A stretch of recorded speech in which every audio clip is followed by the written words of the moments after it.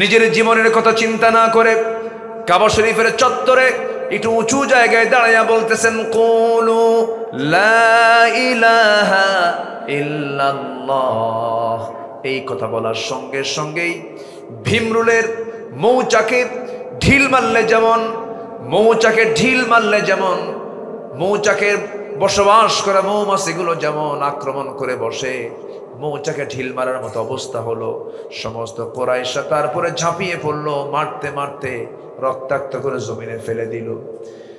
আবু জেহেল এসে কোনো মতো তাকে ধরে টান মেরে বলতেছে, আর তোমরা তাকে মেরো না, দেখি এর পরিচয়টা আগে জানি। বলা হলো, যুবক তোমার বাড়ি কোথায়? গেফার গোত্রের মানুষ আমি। আবু জেহেল বলল, খবরদার এই যুবককে আর মারতে যেও না, কারণ এই যুবক যদি শাস্তি পেতে পেতে যদি দুনিয়া থেকে বিদায় হয়ে যায়, ওই গেফার গোত্রের মানুষ আমাদেরকে ছাড়বে না, ব্যবসা বাণিজ্য বন্ধ হয়ে যাবে। কোনো মতো বেঁচে গেলেন, বেঁচে গিয়ে তিনি গেফার গোত্রে চলে গেলেন। বহুদিন পরে একদিন রাসূল বললেন, আবু যর, তোমাকে মানা করেছিলাম, প্রকাশ্যে তোমার দিন প্রচারের দরকার ছিল না, তুমি এমন করলে কেন? হুজুর, এত বড় মহাসত্য আমি কেমন করাল করবো? আমার মন চাচ্ছিল আমাকে মেরে মেরে তারা শহীদ করে আমাকে জান্নাতে পাঠাইয়া দিই। জোরে কর সুবহানাল্লাহ, আরো জোরে বলে সুবহানাল্লাহ। এই শিশু ইসলাম কি মক্কার প্রাথমিক জীবনে তারা কত হাসির বস্তু বানাতে চেয়েছিল, ব্যঙ্গ করেছিল, উপহাস করেছিল। অথচ আল্লাহ রাব্বুল আলামিন সেই ব্যঙ্গ করেছে যাদের ব্যাপারে, উপহাস করেছে যাদের ব্যাপারে, সেই লোকগুলোকে সম্মান দিয়েছেন। তিনি আমার কে? বলেন, তিনি আমার কে? আল্লাহ পাক। এই জন্য দিনের পথে থাকতে গেলে আমাকেও ব্যঙ্গোক্তি শোনা লাগতে পারে, আমাকে উপহাসা করতে পারে, হতাশ হওয়ার কোনো কারণ নাই। নবীর জীবন থেকে আমরা, আমার রাসূলের বিপ্লবী জীবন থেকে আমরা 15টা শিক্ষা নিয়ে যাব। নাম্বার 1 শুনলাম আমরা, ব্যঙ্গ উপহাস আসতে পারে, মন খারাপ করা যাবে না। রাসূলকে কবি বা পাগল বলে অভিহিত করেছিল, রাসূল কষ্ট পান নাই, কারণ তার সান্ত্বনা দেওয়ার জন্য ছিলেন তিনি আমার কে? আউযু বিল্লাহি মিনাশ শাইতানির রাজীম। বিসমিল্লাহির রাহমানির রাহিম।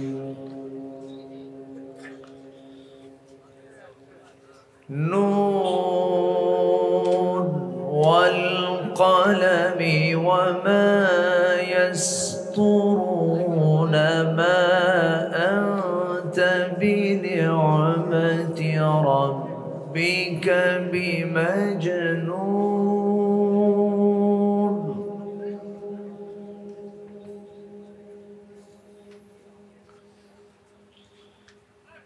وإن لك لأجرا غير ممنون وإنك لعلى خلق عظيم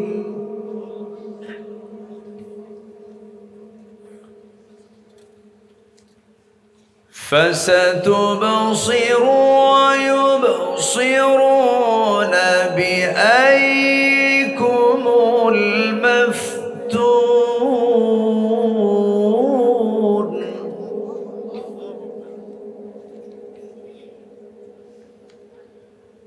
إن ربك هو أعلم بمن ضل عن سبيله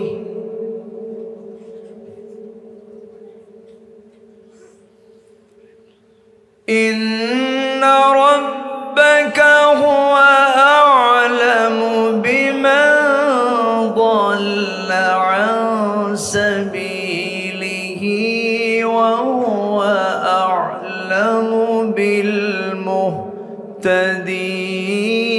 بالمهتدين فلا تطع المكذبين ودوا لو تدهن فيدهنون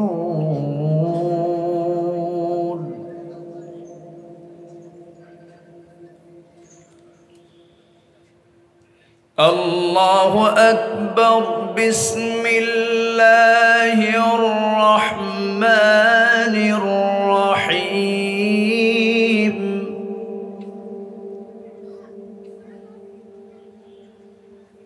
إن الله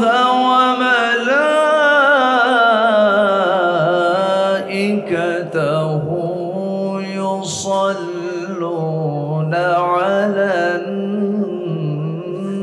النبي يا أيها الذين آمنوا صلوا عليه وسلموا تسليما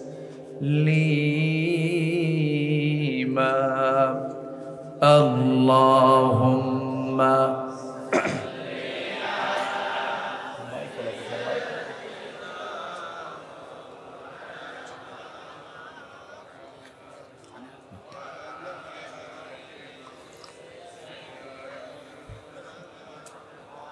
ইকো দরকার নেই, আমার কাম স্পষ্ট করে দেন, ইকো দরকার নেই। একটু মোহাব্বত দিয়ে নবীর প্রেমে মাতোয়ারা হয়ে জবান খুলে আওয়াজ দিয়ে সবাই বলুন আল্লাহুম্মা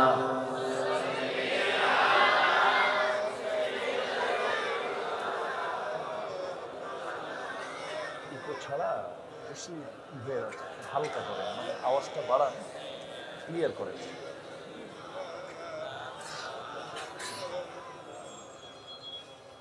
সবাই বলুন বালাগাল উলা বিকামালিহি কাশাফাত তুজা বিজামালিহি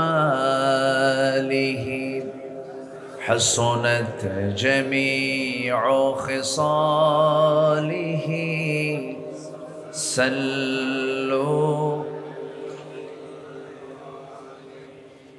সিরাজুল মিল্লাত তুমহি ফখরে দো আলম দিলবারে মৌলা হো শরীফুল আম্বিয়া নসখা কুল আদিয়ান দিগর হো বলগল উলা بكماله كشف التجى بجماله حسنت جميع خصاله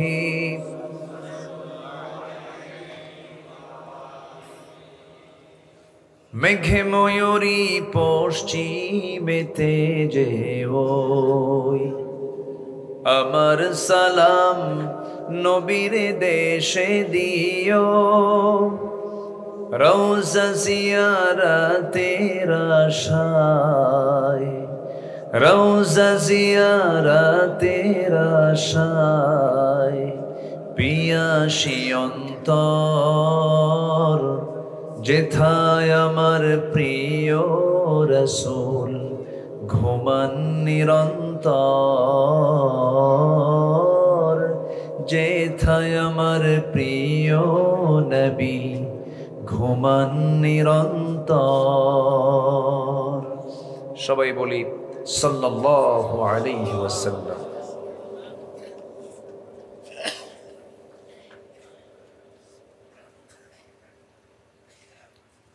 চট্টগ্রামের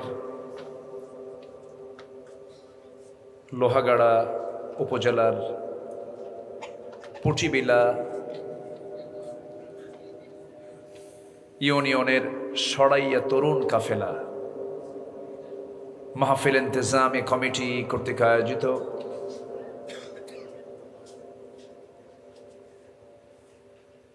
29 জামাদি উসানি 30 ডিসেম্বর অনুষ্ঠিত পঞ্চম বার্ষিকী সিরাতুন নবী সাল্লাল্লাহু আলাইহি ওয়াসাল্লাম মাহফিল সরাইয়া ইবতেদায়ী মাদ্রাসা মাঠে অনুষ্ঠিত মহৎ আয়োজনের সম্মানিত সুযোগ্য সভাপতি বাজালিয়া হেদায়েতুল ইসলাম ফাজিল মাদ্রাসার সম্মানিত অধ্যক্ষ উস্তাজুল আসাতিজা মাওলানা নুরুল আলম হাফিজাহুল্লাহ, আজকের মাহফিলের সম্মানিত মেহমানবৃন্দ, বিশেষ করে কথা বলেছেন চুনতি হাকিমিয়া কামিল মাদ্রাসার সম্মানিত ভাইস প্রিন্সিপাল মাওলানা হাফেজ শাহে আলম সাহিব, প্রধান অতিথি পুঠিবেলা ইউনিয়ন পরিষদের সাবেক এক্স চেয়ারম্যান জনাব মোহাম্মদ ইউনুস সাহেব, উপস্থিত হাজারাত উলামায়ে কেরাম, ফদলায়ে ইজাম, সুশীল সমাজ, জাতির শ্রেষ্ঠ সন্তান শিক্ষক মণ্ডলী, জাতির বিবেক সাংবাদিক বৃন্দ, সামনে উপস্থিত দূরে কাছের বিভিন্ন স্থান থেকে ছুটে আসা কালেমার ঝান্ডাবাহী, তাওহীদের পতাকাবাহী, দ্বীন ইসলামের নরসারদুল বীর মুজাহিদ, প্রাণ প্রিয় সম্মানিত দ্বীনী ভাইরা, আড়ালে বসে আছেন শ্রদ্ধেয়া সম্মানিতা মা বোনেরা, আলোচনার সূচনায় আনুষ্ঠানিকতার মধ্য দিয়ে আমার পক্ষ থেকে আবারও দিল খোলা সালাম, আসসালামু আলাইকুম ওয়া রাহমাতুল্লাহি তাআলা ওয়া বারাকাতুহু। সবাই কেমন আছেন? ওনারা বেগুন কেন আছেন? আই গম আছি। আল্লাহ তাআলা আমাকে আপনার মতোই রেখেছেন, বলছি আলহামদুলিল্লাহ। ভালো মন্দ রাখার মালিককে বলুন তো, একটা সুস্থ মানুষকে মুহূর্তের মধ্যে অসুস্থ করতে পারেন তিনি কে? অসম্ভবকে সম্ভব করতে পারেন কে? অনস্তিত্ব থেকে অস্তিত্ব দিতে পারেন তিনি কে? মৃত্যুকে জিন্দা করতে পারেন কে? আবার জিন্দাকে মুহূর্তের মধ্যে মৃত্যু করতে পারেন কে? এই সকল কিছুর ক্ষমতা একমাত্র কেবলমাত্র শুধুমাত্র কার? সেই মহান রবের শানে বলছি আলহামদুলিল্লাহ। চিৎকার মেরে বলছি আল্লাহুম্মা ইন্নী আসআলুকা আল হুদা ওয়াত তুকা ওয়াল আফাফা ওয়াল গিনা।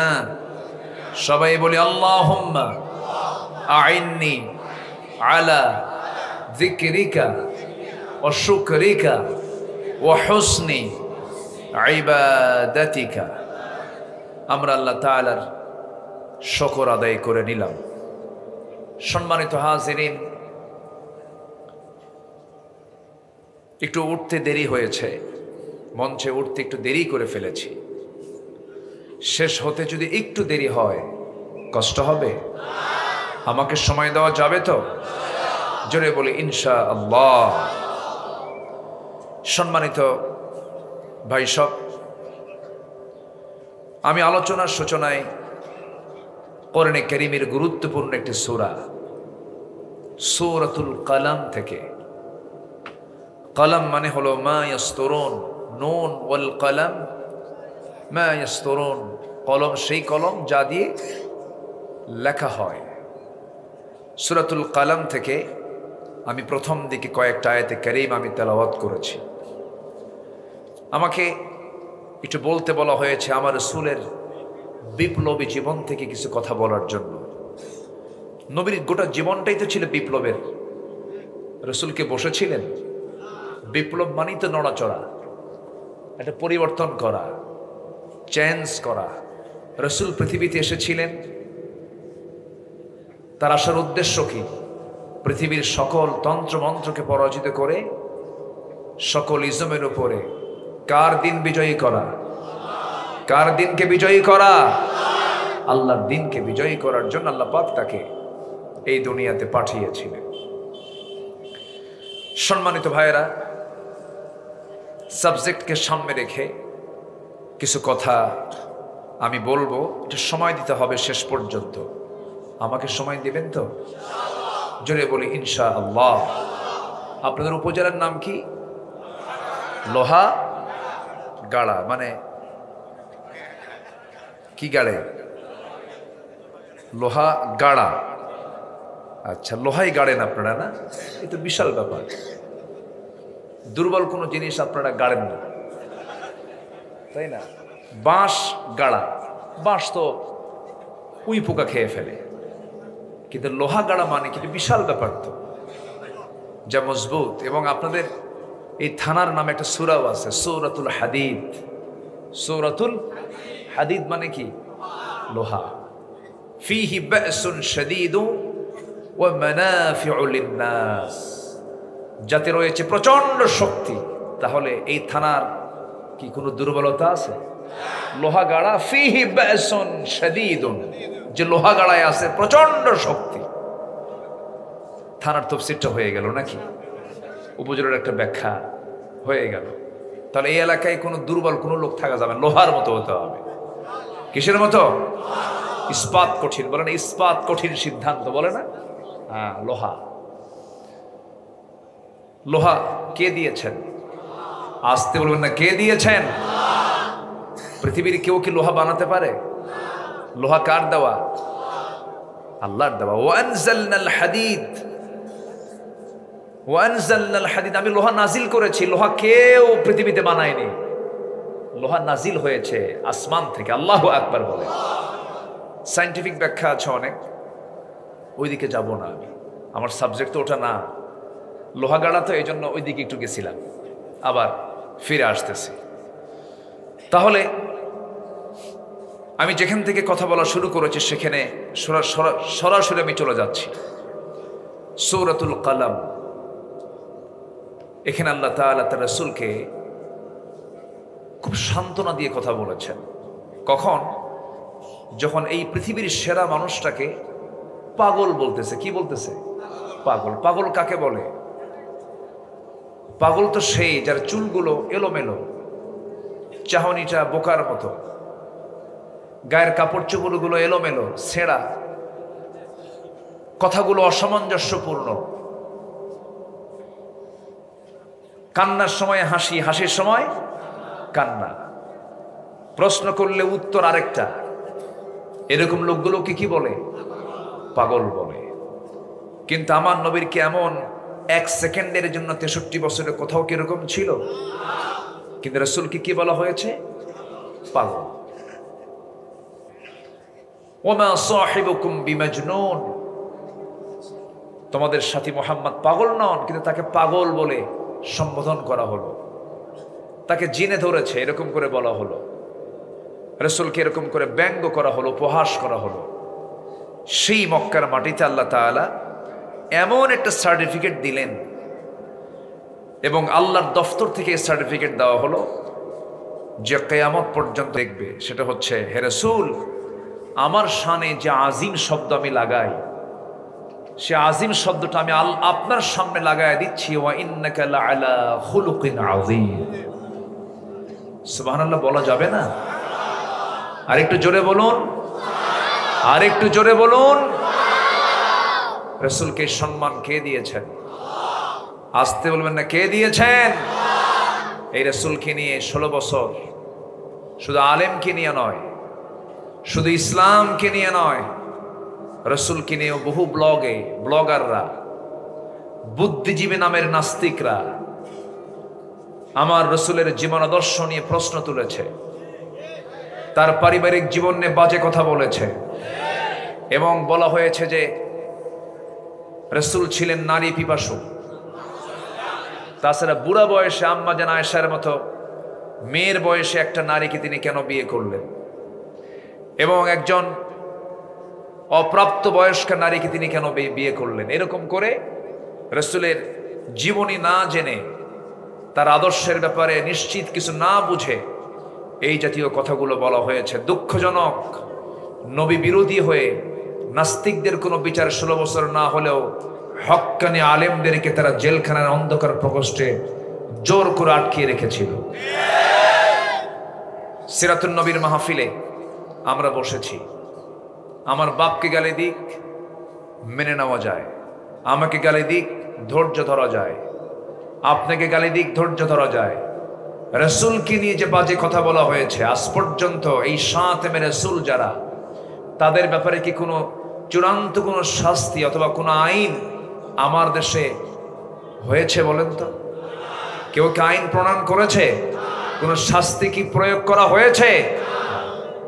সিরাতুন নবীর মাহফিল থেকে আমরা সুস্পষ্ট ভাষায় প্রথমেই জানান দিতে চাই, সকল শাস্তি নিশ্চিত করার আগে শাতিমে রাসূল যারা, রাসূলকে নিয়ে যারা কটূক্তি করেছে, বাজে কথা বলেছে, অবিলম্বে তাদেরকে গ্রেফতার করা হোক।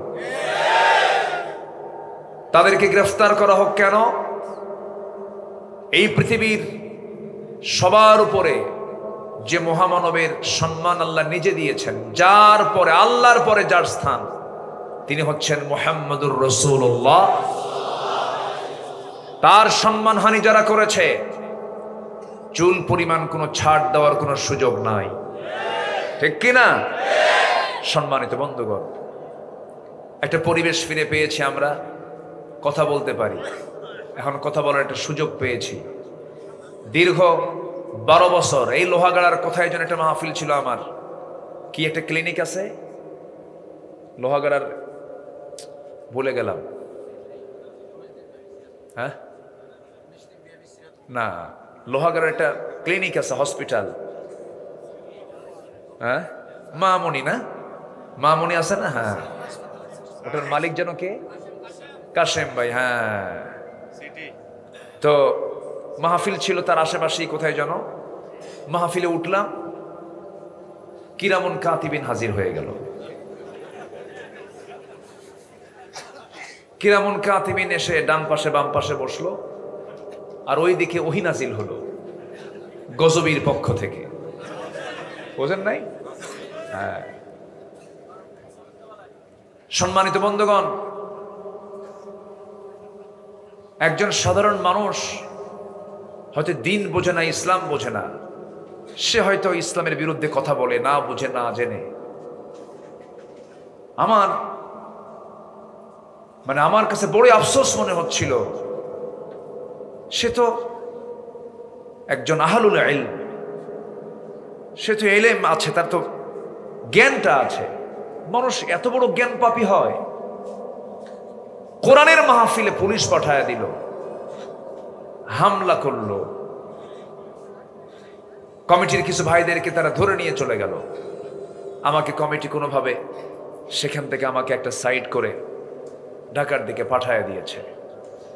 এই যে এই অপরাধগুলো তারা করেছে, আল্লাহকে ধরে না? আস্তে, আল্লাহকে ধরেন না?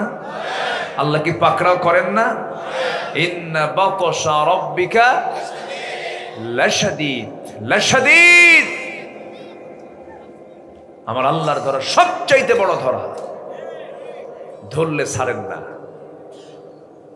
দুনিয়ার আদালত, দুনিয়ার প্রেসিডেন্ট, রাষ্ট্রীয় ক্ষমা কোন আসামিকে করতে পারে, কিন্তু আমার আল্লাহ যদি কাউকে ধরেন, আমার আল্লাহর চাইতে জব্বার, তার চাইতে কাহার, তার চাইতে কঠোর পৃথিবীর কেউ হতে পারে না। ধরেন নাই? আস্তে কয়, ধরেন নাই? ধরতে লেগেছে 16 বছর। কত বছর? 16 বছর। আর ফেরাউনকে আল্লাহ ধরেছেন 1600 বছর পর। সংখ্যার মিল দেখছেন? সংখ্যার কি মিল পাইছেন? 1600 বছর হলো ফেরাউন বেঁচে ছিল পৃথিবীতে, আল্লাহ ধরেছেন 1600 বছর পরে ফেরাউনকে। মৃত্যুর কিছু আগেও ফেরাউন টের পায় নাই যে আমার এই পতনটা, আমার এই দরিয়ায় আমার মরণটা হবে, সে টেরই পায় নাই। এদিকে আল্লাহ পয়গম্বর মুসাও টের পান নাই। উনি বলতেছেন, আল্লাহ তুমি কি দেখো না চতুর্দিকে ফেরাউন কিগুলো কি করতেছে আমারে, সব দিকে সেনাবাহিনী, ওর সামনে দৌড়িয়া করবো কি, তাড়াতাড়ি হেল্প করো। আল্লাহ বলছেন, মুসা এত অস্থির হও কেন, আমার সাহায্য আসবে না? কোনো কথা নাই, একটা না, দরিয়ার মধ্যে 12টা বাড়ি মারো তোমার লাঠি দিয়া। কয়টা বাড়ি? 12টা। একটা রাস্তা হয়নি, 12টা রাস্তা হয়েছে। মেইন রোড তো হয়েছে, বাইপাস আরো 11টা। কি কথা কি বুঝতেছেন? বাইপাস সহ মোট কয়টা? 12টা রাস্তা। উনি ওনার সাথী সহ এপার থেকে ওপার চলে গেলেন। হামান ও ফিরআউনা ওয়া হামানা ওয়া জুনুদাহুমা, ফেরাউন এবং হামান।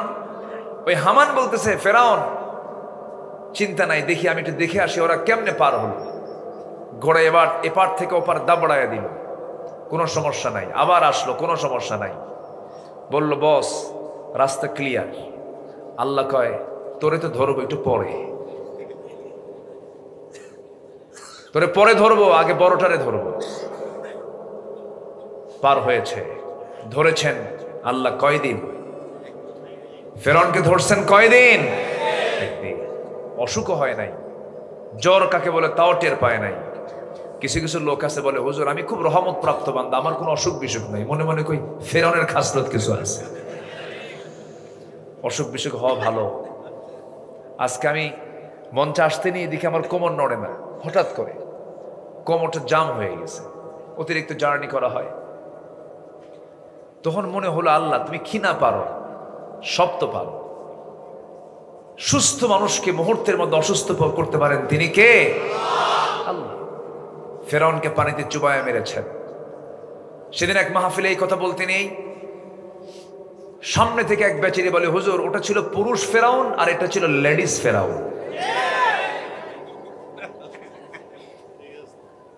কি করে নাই সে? সবই করেছে।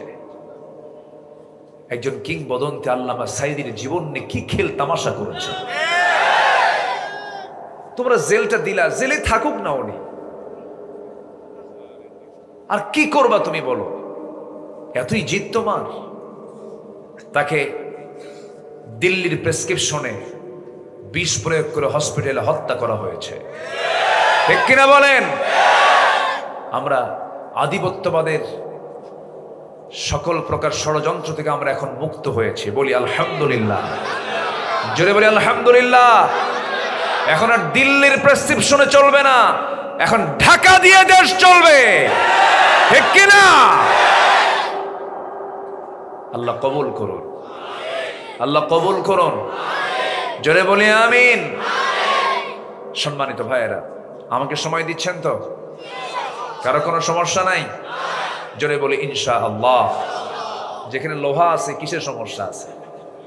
কোনো সমস্যা নাই। জোরে বলি ইনশাআল্লাহ। লোহা দিয়ে সবই হয়। লোহা দিয়া, লোহা ছাড়া কিছু চলে বলেন তো? এই যে কি এর মধ্যে কি আছে? ওই যে কি কি আছে বলেন? এই যে এর মধ্যে কি আছে? লোহা আছে। পৃথিবীতে এমন কিছু নাই লোহা গাড়া ছাড়া উপায় নাই, বলি আলহামদুলিল্লাহ। এবং লোহা গাড়ার মানুষ ছাড়া উপায় নাই।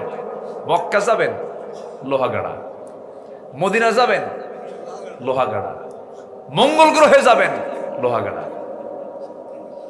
সাতকানিয়া লোহা গাড়া। কোথায় যাবেন আপনি? গোটা পৃথিবীতে আপনাদের রিজিক আল্লাহ পাক ছড়িয়ে রেখেছেন, বলি আলহামদুলিল্লাহ। লোহাগাড়ার মানুষ কোথায় যে ব্যবসা করতেছে? আরবরা পারে না, লোহাগাড়া পারে, সাতকানিয়া পারে, বলি আলহামদুলিল্লাহ। গোটা জমজম, সাফোয়া, দাল্লা তাইয়্যিবা সব টাওয়ার সাতকানিয়া লোহাগাড়ার দখলে। হ্যাঁ, ভাবতেছেন হুজুর খবর রাখে না? বলি আলহামদুলিল্লাহ।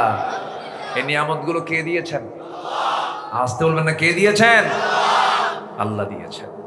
মদিনাকে বুকে নিয়ে লোহাগাড়ার মানুষ থাকে, মক্কার কাবাকে বুকে নিয়ে এই লোহাগাড়ার সাতকানিয়ার মানুষ থাকে। এটা বিশাল বড় নিয়ামত তো এটা, আলহামদুলিল্লাহ। আল্লাহ আপনাদের সকল কিছুদের বারাকা বাড়ায়া দেন, জোরে বলি আল্লাহুম্মা আমিন। এর মধ্যে যে কিছু দুষ্টা বুঝেল কেমনে আসলো বুঝলাম না। সম্মানিত ভাইয়েরা, তাহলে আমার নবীজি কি পাগল ছিলেন? তিনি কি ছিলেন? গোটা পৃথিবীর ভিতরে 1 নম্বর একজন ব্যক্তিত্ব সম্পন্ন মানুষ ছিলেন। বলি আলহামদুলিল্লাহ। আমার নবীর শান কত, আমার নবীর মান মর্যাদা কত, আমার নবীকে আল্লাহ রাব্বুল আলামিন কত সম্মান দিয়েছেন। নবীজির জন্ম হলো, আবু তালেব একদিন স্মৃতিচারণ করতে নিয়ে বলছেন, ভাতিজা মুহাম্মদ, আজকে তুমি নবী হয়েছ। যখন তুমি নবী ছিলে না, শিশু মুহাম্মদ যখন ছিলে, আমি তোমাকে একদিন দেখার জন্য তোমাদের বাড়িতে গেলাম। তোমাদের বাড়িতে যাওয়ার পরে লক্ষ্য করে দেখি আকাশে চাঁদনি রাতে তোমার মা তোমাকে শোয়ায় রেখেছেন। তুমি নড়াচড়া করতেছো, কিন্তু তোমার মা তোমাকে কোলে নেন না। তুমি একাকী সেখানে শুয়ে আছো। আকাশের চাঁদ, তার নিচে তোমার মাকে আমি দেখলাম, তোমার মা কান্নাকাটি করতেছে। তুমি 3 দিনের শিশু। আমি তোমাকে দেখতে গিয়ে একটা আশ্চর্য জিনিস দেখলাম, কতটুকু সত্য জানি না। সিরাত গ্রন্থে এসেছে, আবু তালেব বলছেন, মুহাম্মাদের আমি দেখতে পেলাম তোমার হাত যখন বাম দিকে যায়, ডান হাতটা, আকাশের চাঁদটা ডান থেকে বাম দিকে যায়। তোমার হাতটা বাম থেকে যখন ডান দিকে যায়, আকাশের চাঁদটা ডান দিকে যায়। যখন তুমি তোমার 2টা হাত নিচের দিকে টেনে আনো, আকাশের চাঁদটাও নিচের দিকে নেমে আসে। আমি কি এটা ভুল দেখেছি না সঠিক দেখেছি? সঙ্গে সঙ্গে রাসূল বলছেন, চাচা, আমার মা দুঃখের শেষ ছিল না। আমার জন্মের পূর্বেই বাবা দুনিয়া থেকে বিদায় নিয়েছেন। আমার মার চোখের পানি বন্ধ হয় নাই, কারণ আমার জন্ম নেওয়ার পর আমার মার বড় শখ ছিল সন্তানকে স্বামীর কোলে উঠায় দেব। স্বামী তো দুনিয়া থেকে বিদায় নিয়েছেন। আমাকে মা যখন কোলে নিতে যান, স্বামীর কথা বারবার মনে হয়ে যায়, চোখে পানি চলে আসে। আমার মা আমাকে কোলে নিতেই পারছিলেন না। আমাকে শোয়ায় রেখেছেন আকাশের চাঁদনি, আকাশের নিচে। আমি একাকী ছিলাম। সেই জন্য আল্লাহ রাব্বুল আলামিন আমার সেই অসহায়ত্বের দিকে তাকায়া আমার সময়টাকে কাভার করার জন্য মহান রাব্বুল আলামিন সেই সময় আকাশের চাঁদটা আমার জন্য আল্লাহ রাব্বুল আলামিন খেলনা বানায়া দিয়েছিলেন। জোরে বলি সুবহানাল্লাহ, আরো জোরে বলি সুবহানাল্লাহ। নবীজির এই নখের ইশারায় আকাশের চাঁদ 2 ভাগ হয়ে গেছে। সুবহানাল্লাহ বলবেন না? ইনশাক্কাল কমর। নবীজি শুধু নখটা উঁচু করেছেন, আকাশের চাঁদ 2 ভাগ হয়ে গেছে। কত সম্মান, কত মর্যাদা আল্লাহ পাক রাসূলকে দান করেছেন। সেই রাসূল পৃথিবীতে আসার পরে তিনি কি ভালো করে একটা রাত কি আরামে কাটাতে পেরেছেন? না। নবুয়তের জিন্দেগীর 23 বছর, 13 বছর মক্কায় মার দিয়েছেন না মার খেয়েছেন? মার খেয়েছেন। আর বাকি 10 বছর যখন মক্কায় ছিলেন, বলেন মার খেয়েছেনও দিয়েছেন। তাহলে মায়ের খাওয়াও সুন্নাত, আসতে কয় মার দেওয়াও সুন্নাত শিখিয়েছেন মুহাম্মদ সাল্লাল্লাহু। রাসূল কি তরবারি হাতে নেন নাই? সাউন্ডগুলো আপ ডাউন হচ্ছে, বক্সের আওয়াজ যেন আমার কানে অ্যাকিউরেট যেন সব সময়ের জন্য থাকে। আপ ডাউন হচ্ছে, তো সাউন্ডগুলো একদম ক্লিয়ার করেন সম্মানিত ভাইয়েরা।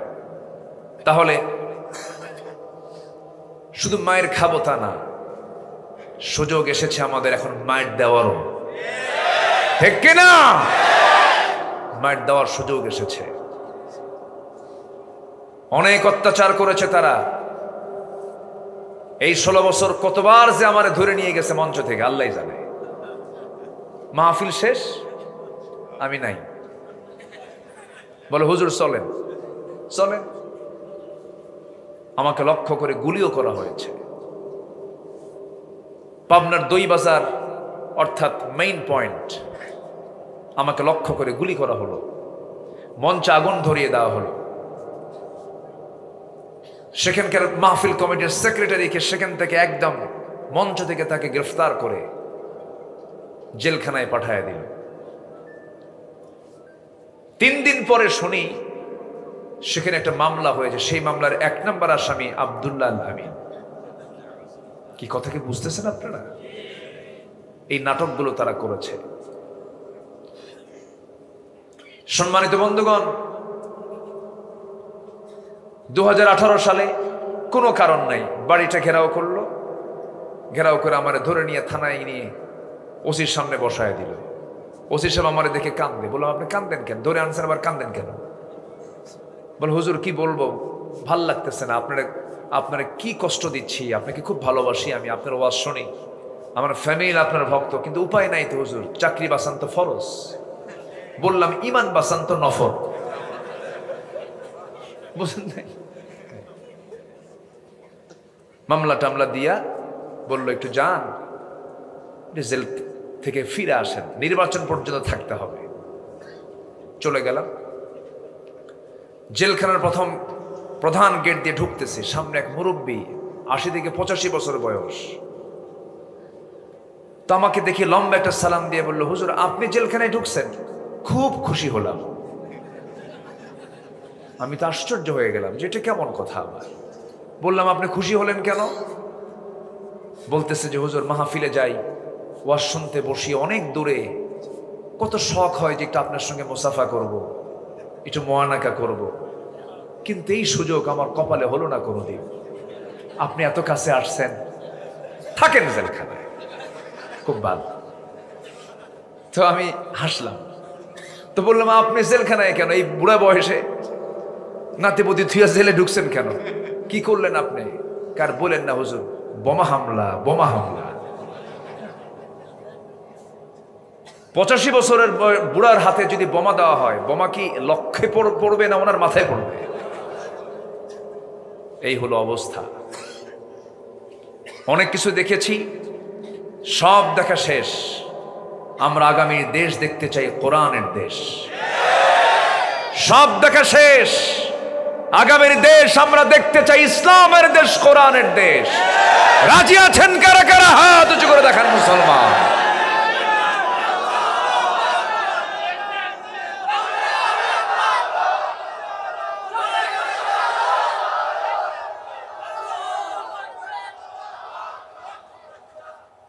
আল্লাহ কবুল করুন, জোরে বলে আমিন, আরো জোরে আমিন। সম্মানিত ভাইয়েরা, আদর্শ আমাদের একজন। আদর্শ কয়জন? উসওয়ায়ে হাসানা একজন, মুহাম্মদ সাল্লাল্লাহু। আমাদের রব কয়জন? আমাদের নেতা কয়জন? তিনি কে? মুহাম্মদ সাল্লাল্লাহু। তাহলে আমাদের রব, নেতা রাসূল। সংবিধান কি? সংবিধান কি? তাহলে আল্লাহ রব, রাসূল হচ্ছেন নেতা, কোরআন হচ্ছে আমার সংবিধান। এই তিনটার ভিতরে যদি কেউ প্যাঁচ লাগায়, কোনো কথা নাই, পায়ের নিচে কি থাকে? বলেন কি থাকে? জুতা হাতে তুলবেন। আমার রব আল্লাহ, আমার নেতা রাসূল, এবং আমার সংবিধান, আমার দল হচ্ছে ইসলাম, আমার সংবিধান হলো কোরআন। এই চার কথার মধ্যে যদি কেউ প্যাঁচ লাগায়, শুধু পায়ের তলের জিনিস হাতে নিয়ে একদম গাল বরাবর মেরে দিবেন, ঠিক কিনা? বহু ফাঁকিবাজি করেছি, বহু ফাঁকির মধ্যে পড়েছি আমরা, বহু ফাঁকি দিয়েছে আমাদেরকে। আমরা আর ফাঁকিতে পড়তে চাই না। আমরা নেতৃত্ব একজন কি মানবো আমরা, তিনি হচ্ছেন মুহাম্মদুর রাসূলুল্লাহ। তিনি কি ছিলেন না বলেন তো? আল্লাহু আকবার। সবকিছুর মডেল তিনি ছিলেন। ছোট্ট ছোট্ট বাচ্চাগুলো খেলাধুলা ছেড়ে দিয়ে নবীর সামনে বসে যেত, নবীর সঙ্গে তারা ঘন্টার পরে ঘন্টা গল্প করত। তাদের সঙ্গে রাসূল খেলায় মজে যেতেন। বাচ্চাদের সঙ্গে তিনি অনেক লম্বা লম্বা সময় ব্যয় করেছেন। কি না রাসূল নানা ছিলেন, নাতিদেরকে তিনি হক আদায় করেছেন। হোসেন রাদিয়াল্লাহু তাআলা আনহু একদিন জুমার নামাজের সময় নবীর সামনে দেখা করার জন্য তিনি আসতেছেন, নবীজি খুতবা দিতেছেন। এমন সময় হোসাইন, মানুষ হলো 4 ফিট, জুব্বা বানায়, জুব্বা পড়ছে 5 ফিট। বলেন তো কি হাঁটবে না উল্টা পড়বে? বারবার পড়ে যান, বারবার ওঠেন, বারবার পড়ে যান, বারবার ওঠেন। আমার নবজি ওয়াজিব খুতবা ছেড়ে দিয়া দৌড় মেরে গিয়ে হুসাইনকে কোলের মধ্যে করে নিয়া প্রথম কাতারে বসায়া দিলেন। আমার নবজির মসজিদের ছোট্ট বাচ্চাগুলো সামনের কাতারেও থাকতো, বাবার সঙ্গে থাকতো, সামনের দিক দিয়ে তারা হাঁটতো, দৌড়াতো। আমার নবীজি বাচ্চাদেরকে মসজিদে আনার জন্য উৎসাহ দিয়েছেন। বাচ্চা সবার আগে মসজিদে চলে আসবে, বাচ্চার বাবা যখন আসবে বাচ্চারাও সাথে আসবে, কেউ ঘাড়ে উঠবে, কেউ কেউ কোলে উঠবে, সবগুলোকে একসঙ্গে নিয়ে মসজিদে চলে আসবেন। ওরা কিচিরমিচির আওয়াজ করবে, ওরা হাসবে, ওরা কাঁদবে, নামাজের পরিবেশ দেখবে, ইমাম কেমন করে নামাজে দাঁড়ায় যান, কেমন করে শৃঙ্খলাগুলো হয়, সময়ের জ্ঞান তারা শিখবে। একটা নামাজ থেকে একজন মানুষ যদি শিক্ষা অর্জন করতে পারে, সে হবে পৃথিবীর মধ্যে সবচাইতে একজন মুআদ্দাব মানুষ, আদবওয়ালা মানুষ। জোরে বলে সুবহানাল্লাহ। নেতৃত্ব শিখবে, সবকিছু শিখবে নামাজে। কিন্তু দুঃখজনক হলো সত্য, কিছু বুড়ো চাচা আমার দেশে আছে, মসজিদে কোনো বাচ্চা ঢুকতে নিলে চোখ গরুর মতো বানায়। আছে কিনা বলেন? কিন্তু চাচা ওই বয়সে নামাজ পড়ছেন কিনা সন্দেহ। কি ঠিক কিনা? ওই বয়সে চাচা নামাজ পড়ছে কিনা সন্দেহ। ছোট্ট ছোট্ট বাচ্চা দেখলে কিছু চাচা আছে, মানে এমন রাগ, মানে তার চোখ দেখেই বাচ্চারা ভয় করে, লাঠি দেখায়, শর্ট তাড়াতাড়ি বের হয়ে যায়। কিন্তু আমার নবীজি তা বলেন নাই। আমার নবীজি রুকুর মধ্যে চলে গেছেন, হুসাইন রাদিয়াল্লাহু তাআলা আনহু নবীজির ঘাড়ে গিয়ে বসেছেন। আমার নবীজি সেজদা থেকে মাথা ওঠান নাই, তাসবির পরিমাণ বাড়ায়া দিয়েছেন। আমার নবীজি ততক্ষণ পর্যন্ত ওঠেন নাই যতক্ষণ না হুসাইন স্বেচ্ছায় নবীর ঘাট থেকে সরে দাঁড়াইছে। তিনি যখন সরে দাঁড়াইছেন 49 বার তিনি বলেছেন সুবহান রাব্বিয়াল আযীম, সুবহান রাব্বিয়াল আলা। স্বেচ্ছায় তিনি দাঁড়ায় গেছেন। আমার নবীজি সেজদা থেকে উঠে দাঁড়াইছেন। আমার নবীজি ছোট্ট বাচ্চাদেরকে কষ্ট দিতেন না। সালাম শেষ করে বলছেন, হুসাইন তুমি আমার সেজদা অবস্থা আরো যদি সময় থাকতো, আমি ততক্ষণ পর্যন্ত আল্লাহর তাসবিহ জপতাম, আমি তোমাকে মানা করতাম না। জোরে বলি সুবহানাল্লাহ। নাতিদেরকে রাসূল সময় দিয়েছেন,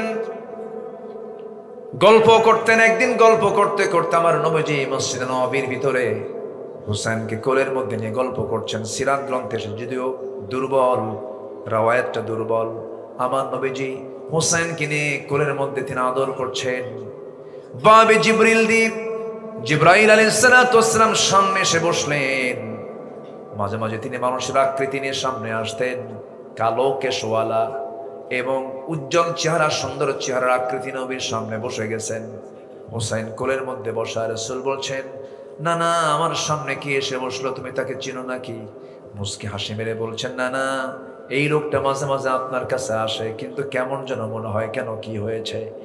মাঝে মাঝে এই লোকটা আপনার কাছে আসে, কিন্তু আমার কাছে মনে হয় অন্যান্য সাহাবী একরকম, এই সাহাবী ভিন্ন রকম। কেন?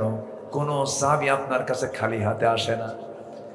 খেজুর নিয়ে আসে, আঙ্গুর নিয়ে আসে, উটের দুধ নিয়ে আসে, কত কি নিয়ে আসে, কিন্তু এই লোকটা মাঝে মাঝে আপনার কাছে আসে, কোনো হাদিয়া নিয়ে আসে না। কৃপণ মার্কা সাহাবী।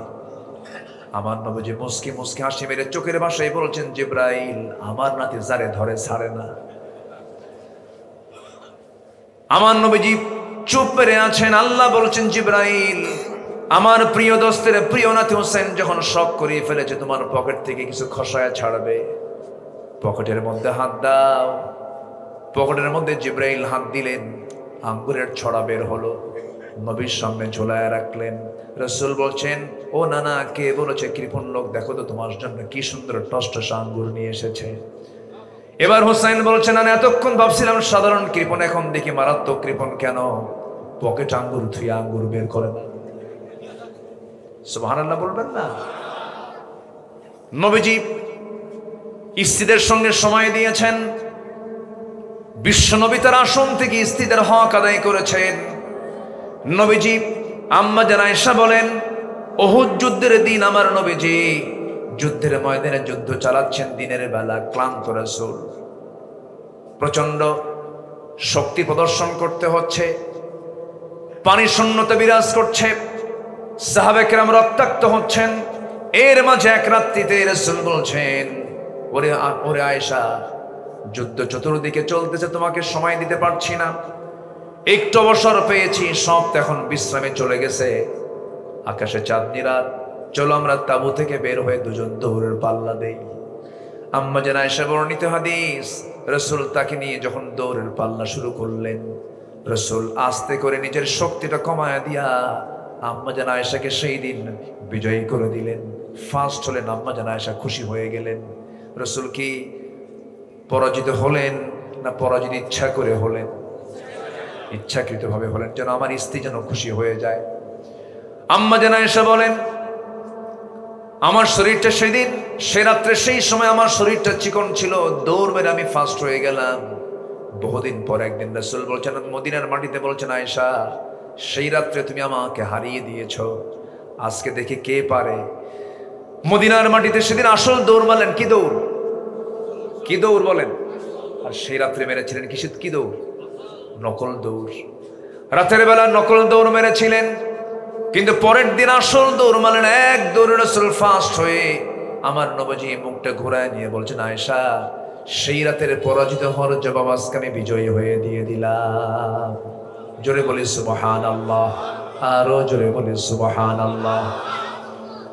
আমার নবীজি প্রেম শিখিয়েছেন, স্ত্রীর সঙ্গে কেমন করে খুনসুটি করতে হয় তাও শিখিয়ে দিয়েছেন। আমার নবীজি নবীর আসন থেকে সবার হক আদায় করেছেন। আমার বন্ধুগণ, সেই জন্য প্রেমটা হবে বিয়ের আগে না বিয়ের পরে? ভালো করে খাও যুবকরা, ভালো করে খাও। প্রেমটা হবে কি বিয়ের আগে না বিয়ের পরে? এখন প্রেম হয় কখন? সবার জীবনে প্রেম আসে, তাই তো সবাই ভালোবাসে। ওরে বাপরে বাপ, বাংলাদেশের সিনেমার গান, সবার জীবনে প্রেম আসে, তাই তো সবাই ভালোবাসে।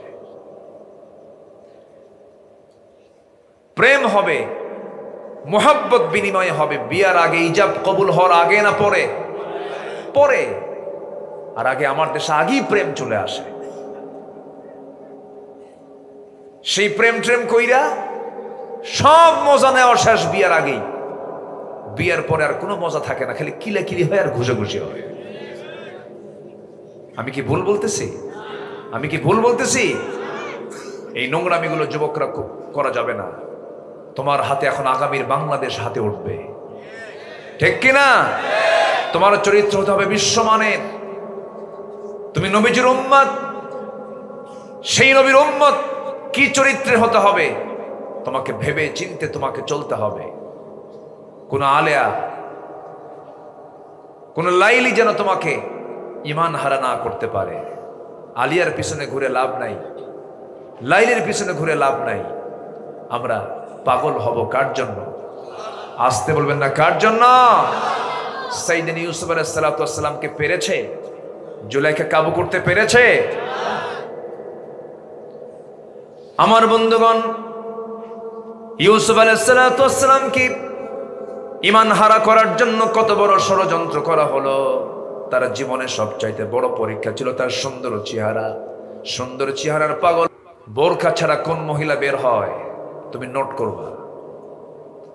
তোমরা সঙ্গবদ্ধ হয়ে বাড়িতে যাবে, সেই মহিলার স্বামীকে অথবা বাবাকে অথবা ভাইকে ডাক দিয়ে বলবে, এই গ্রামে আমরা অনেক যুবক আছি, যখন আপত্তিকর পোশাক পরে, বোরকা ছাড়া পোশাক পরে যখন বের হয় আপনার মেয়ে অথবা আপনার বউ, আমরা যুবক, আমাদের ইমানের ক্ষতি হয়, আমাদের সমস্যা হয়। অতএব এই গ্রামে বসবাস করতে হলে বোরকা ছাড়া কোনো মহিলাকে বের হতে দেব না আমরা। তোমার গ্রামকে তুমি ঠিক করে ফেলো। কি আমার কথায় কি একমত? আমার কথায় কি একমত? তা'মুরুনা বিল মা'রুফ ওয়া তানহাউনা আনিল মুনকার। তোমার গ্রামের মাতব্বর নামাজ পড়ে না, আস্তে করে যুবকরা তোমরা বলবে, চাচা আপনার নেতৃত্ব মানব, নামাজটা ধরেন। নামাজ পড়তেছে, বাস কোনো সমস্যা নেই।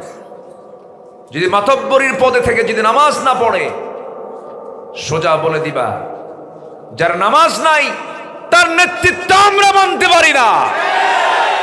ক্লিয়ার কথা। মসজিদ কমিটিতে যারা থাকবে, মসজিদ কমিটির দায়িত্ব পালন করবে কারা, এমন বক্তব্য কোরআনে আছে না নাই? তার মধ্যে যদি সেই গুণগুলো না থাকে, কোনো কথা নাই, কোনো সুদখোর, কোনো মদখোর, কোনো জেনাকার, কোনো জুয়াড়ু মসজিদ কমিটির মেম্বার হতে পারবে না। এরকম মেম্বার আছে না নাই? এরকম মসজিদ কমিটিতে আছে না নাই? যদি আপনার মসজিদ এমন থাকে, কোনো কথা নেই, ঘাট ধরে কমিটি থেকে বের করে দিবেন। সাজায় নিতে হবে আমার দেশকে। আমরা আগামীর দেশকে একটা সুন্দর দেশ দেখতে চাই। জোরে বলি ইনশাআল্লাহ। চরিত্র হচ্ছে মুহাম্মদ সাল্লাল্লাহু আলাইহি ওয়াসাল্লাম। আমার বন্ধুগণ, নবীজির জীবন থেকে আমরা কিছু শিক্ষা নিয়ে আজকে আমরা এখান থেকে বিদায় নেব। আমার নবীর চরিত্র যদি আমরা লালন করতে পারি, আল্লাহ পাক আমাদেরকে কখনো জাহান্নাম দিবেন না। আমার আল্লাহ পাক জান্নাত দিবেন। শর্ত হলো ইত্তেবা করতে হবে একজন ব্যক্তির। ফাত্তাবিউনি ইউহিব্বুকুমুল্লাহু ওয়া ইয়াগফির লাকুম যুনুবাকুম ওয়াল্লাহু গফুরুর রহিম। জোরে বলুন আল্লাহু আকবার। আল্লাহ পাক শর্ত জোড়ায় দিচ্ছেন, ও বান্দারা আমার, যদি তোমরা মহব্বত পেতে চাও, আমার নবীর তোমরা আনুগত্য করো। আনুগত্য করবে যখন, আমার ভালোবাসা পাবে তখন আমি তোমাকে মাফ করে দেব। कि मोहम्मद से वफा तूने तू हम तेरे है ये है जहाँ चीज है किया लौह कलम तेरे है। मोहम्मद के যদি ভালোবাসো, ভালোবাসা পাবে আমার।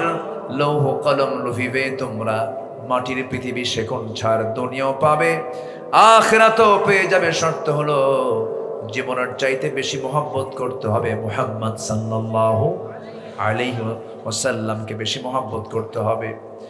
তার জীবন থেকে আমরা কিছু শিক্ষা নিয়ে নেব। আমার নবীর জীবনে 15টা কঠিন পরীক্ষা আসছিল। কয়টা? 15টা কঠিন পরীক্ষা এসেছিল। 1 নম্বর হলো ব্যঙ্গ উপহাস তার জীবনে এসেছিল। রাসূলকে নিয়ে ব্যঙ্গ করত, সাহাবায়ে কেরামকে নিয়ে ব্যঙ্গ করত।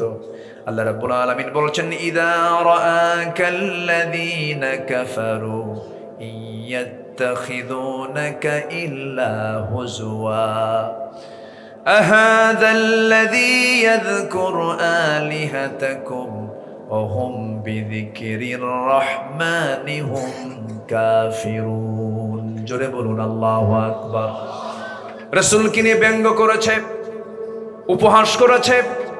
বেলাল রাদিয়াল্লাহু তাআলা আনহু যখন কালিমা গ্রহণ করলেন, কালো কুচকুচে মানুষ ছিলেন তিনি। মাথার চুলগুলো খাড়া খাড়া ছিল, দাঁতগুলো সাদা ছিল, গোটা দেহটা ছিল কালো, পাহাড়ের মতো লম্বা ছিলেন। নাকটা ছিল বোঁচা, চোখটা ছিল ছোট ছোট, ঠোঁটটা ছিল মোটা মোটা, মোটার ঠেলায় নিচের ঠোঁট নিচের দিকে নেমে আসতো, উপরের ঠোঁট উপরের দিকে চলে যেত। দেখতে বাহ্যিকভাবে ভালো সুন্দর ছিলেন না তিনি। তার বাপ রাবাহ গোলাম ছিলেন, তিনি নিজে বেলাল, তিনিও গোলাম ছিলেন। গোলাম জাদা গোলাম, গোলাম জাদা গোলাম। আচ্ছা, এরকম সাউন্ড হেরে যায় কেন? মাইকের সাউন্ড হেরে যায় কেন? একটু কথা বলতে নিলে মাইকের সাউন্ড হেরে যায়, বক্সের সাউন্ড হেরে যায়। একটু ঠিক করেন। টের পাচ্ছেন না আপনারা? সাউন্ড হেরে যায় না? মাঝে মাঝে সাউন্ড হেরে যাচ্ছে। জিকির করি লা ইলাহা,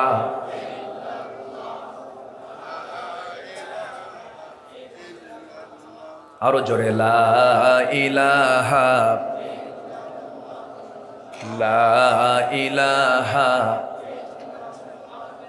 লা ইলাহা ইল্লাল্লাহু মুহাম্মাদুর রাসূলুল্লাহ সাল্লাল্লাহু আলাইহি ওয়াসাল্লাম।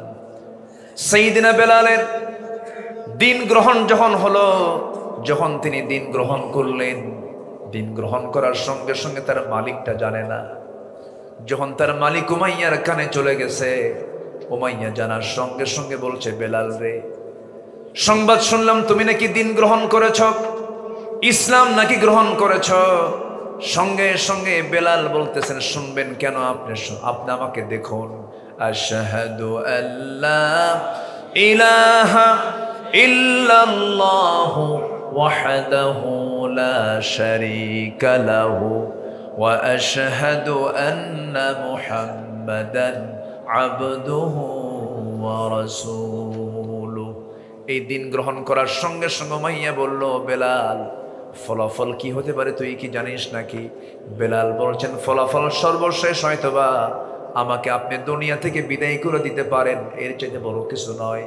সব ছাড়বো, কিন্তু বেলাল আমি ইসলাম ছাড়বো না। জোরে বলি সুবহানাল্লাহ। চরম নির্যাতন শুরু হয়ে গেল। আবু জেল দেখে বলে, দেখ মুহাম্মদের বাহিনীগুলো দেখ, কালো কুচকুলো গোলাম, কালো কুচকুচে গোলাম যেটা গোলাম, এরা নাকি এদেরকে নিয়ে মুহাম্মদ নাকি বিশ্ব বিজয়ের স্বপ্ন দেখে, হেও করছে, ব্যঙ্গ করছে, উপহাস করছে। আরে সেই বেলালকে আল্লাহ রাব্বুল আলামিন এত মর্যাদা দিয়ে দিলেন, এই পৃথিবীর ইতিহাসে প্রথম মুয়াজ্জিন 1 নাম্বার কে? জোরে বলুন, তিনি কে বলেন? বেলাল। সর্বপ্রথম তিনি মদিনায় তিনি আজান দিয়েছেন। আমার নবীজি তার আজান শুনলে পরে সামনে চলে যেতেন। নবীজির যখন ইন্তেকাল হয়ে গেল, নবীজির যখন বিদায় হয়ে গেল, সেই দিন থেকে শুরু করে নিয়ে বেলাল কোনোদিন মৃত্যু মরণ পর্যন্ত কোনোদিন তিনি মদিনার মসজিদে আজান দিতে পারেন নাই।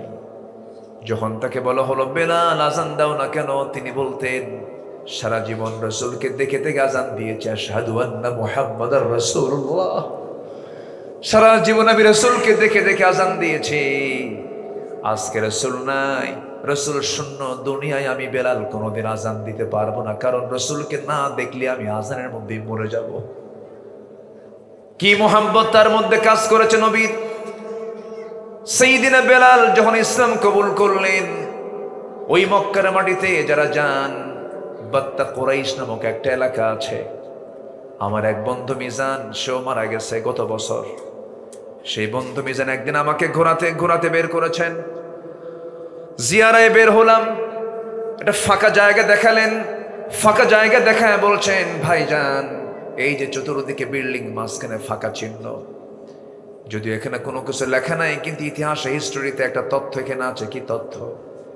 ওই উমাইয়া বেলাল রাদিয়াল্লাহু আনহুকে তার মনিব প্রত্যেকটা দিন গলার সঙ্গে রশি বেঁধে জন্তু জানোয়ারের মতো টেনে টেনে এই জায়গায় নিয়ে আসতো, চিৎ করে শোয়া রাখতো, বুকের উপরে পাথর চাপা দিত, আর বলতো, বেলাল ইসলাম না ছাড়লে তোকে মেরে ফেলবো। সাইয়্যিদিনা বেলাল কালো মানুষ, আরো কালো হয়ে যেতেন। মারতে মারতে জখম করে গোটা শরীর ফুলায় ফেলেছে, জখম করে ফেলেছে, কালো বানায় ফেলে, ফসকা পড়ে গেছে। সাইয়্যিদিনা বেলালকে মারতে মারতে আধা মরা করে ফেলে দিয়েছে, কিন্তু বেলাল একটাবারের জন্য মুখ থেকে তিনি একটাবারের জন্য বাদ দেন নাই, আল্লাহ আহাদ, আল্লাহ আহাদ, আল্লাহ আহাদ। বারবার করে বেলাল আহাদ বলেছেন। এক পর্যায়ে উমাইয়া খেপে গিয়ে রেগে গিয়ে লাফ মেরে তার বুকের উপরে বসে তার বাম হাতটা মুখের মধ্যে ঢুকায় দিয়া জিব্বা বের করে, জিব্বা টান মেরে ধরে বাবলা গাছের কাঁটা ঢুকায় দিয়েছে।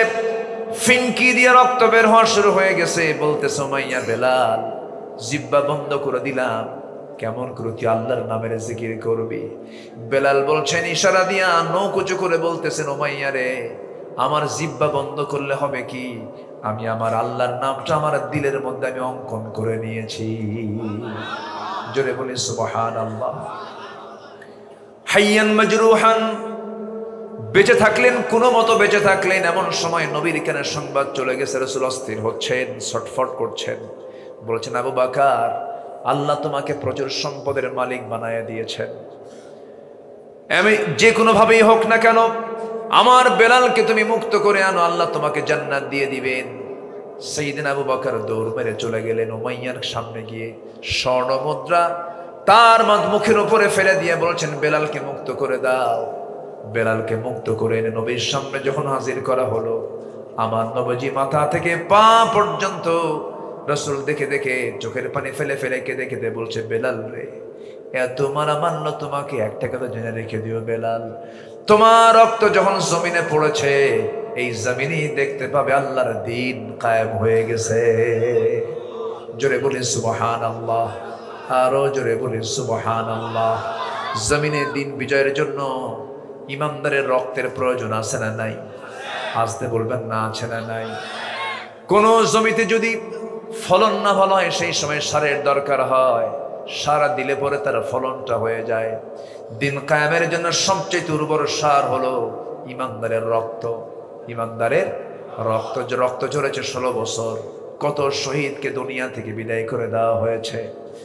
এই রক্তগুলো বৃথা যাবে না। আমার বিশ্বাস পূর্ব দিগন্তে সূর্যোদয় যেমন সত্য, এই সবুজ ভূখণ্ডে আল্লাহর দ্বীন বিজয়ী হওয়া তেমনই সত্য হবে। জোরে বলি ইনশাআল্লাহ, জোরে বলি ইনশাআল্লাহ। আমার বন্ধুগণ, ইতিহাসগুলো সবার কম বেশি জানা আছে, শুধুমাত্র একটু মনে করে দেওয়ার জন্য বলতেছি। খাব্বাব রাদিয়াল্লাহু তাআলা আনহু পঞ্চম ইসলাম গ্রহণকারী ব্যক্তি। কয় নাম্বার ইসলাম কবুল করেছেন? 5 নম্বরে। খাব্বাব ইবনুল আরাত রাদিয়াল্লাহু তাআলা আনহু লোহা পিটায়া জীবিকা নির্বাহ করতেন। কি পিটায়া? লোহা পিটায়া জীবিকা নির্বাহ করতেন। কালিমা গ্রহণ করেছেন। কুরাইশ এসে তাকে মারতে মারতে দোকানের মধ্যে ফেলে দিল, দোকানের মধ্যে ফেলে দিল। জ্বলন্ত অঙ্গার, সে আগুন থেকে তুলে নিয়ে অঙ্গারগুলোকে মাটিতে রেখে দিয়া হাত পা জোর করে শক্ত করে বেঁধে তার পিঠটা আগুনের উপরে শোয়া দিল। অঙ্গার দিয়ে তার পিঠটা গর্ত হয়ে গেল, চর্বিগুলো গলে গলে পড়তেছে, পচা দুর্গন্ধ বের হতেছে। খাব্বাবের মুখ থেকে একটা আওয়াজ, লা ইলাহা, আরো জোরে লা ইলাহা, আরো জোরে লা ইলাহা সুবহানাল্লাহ।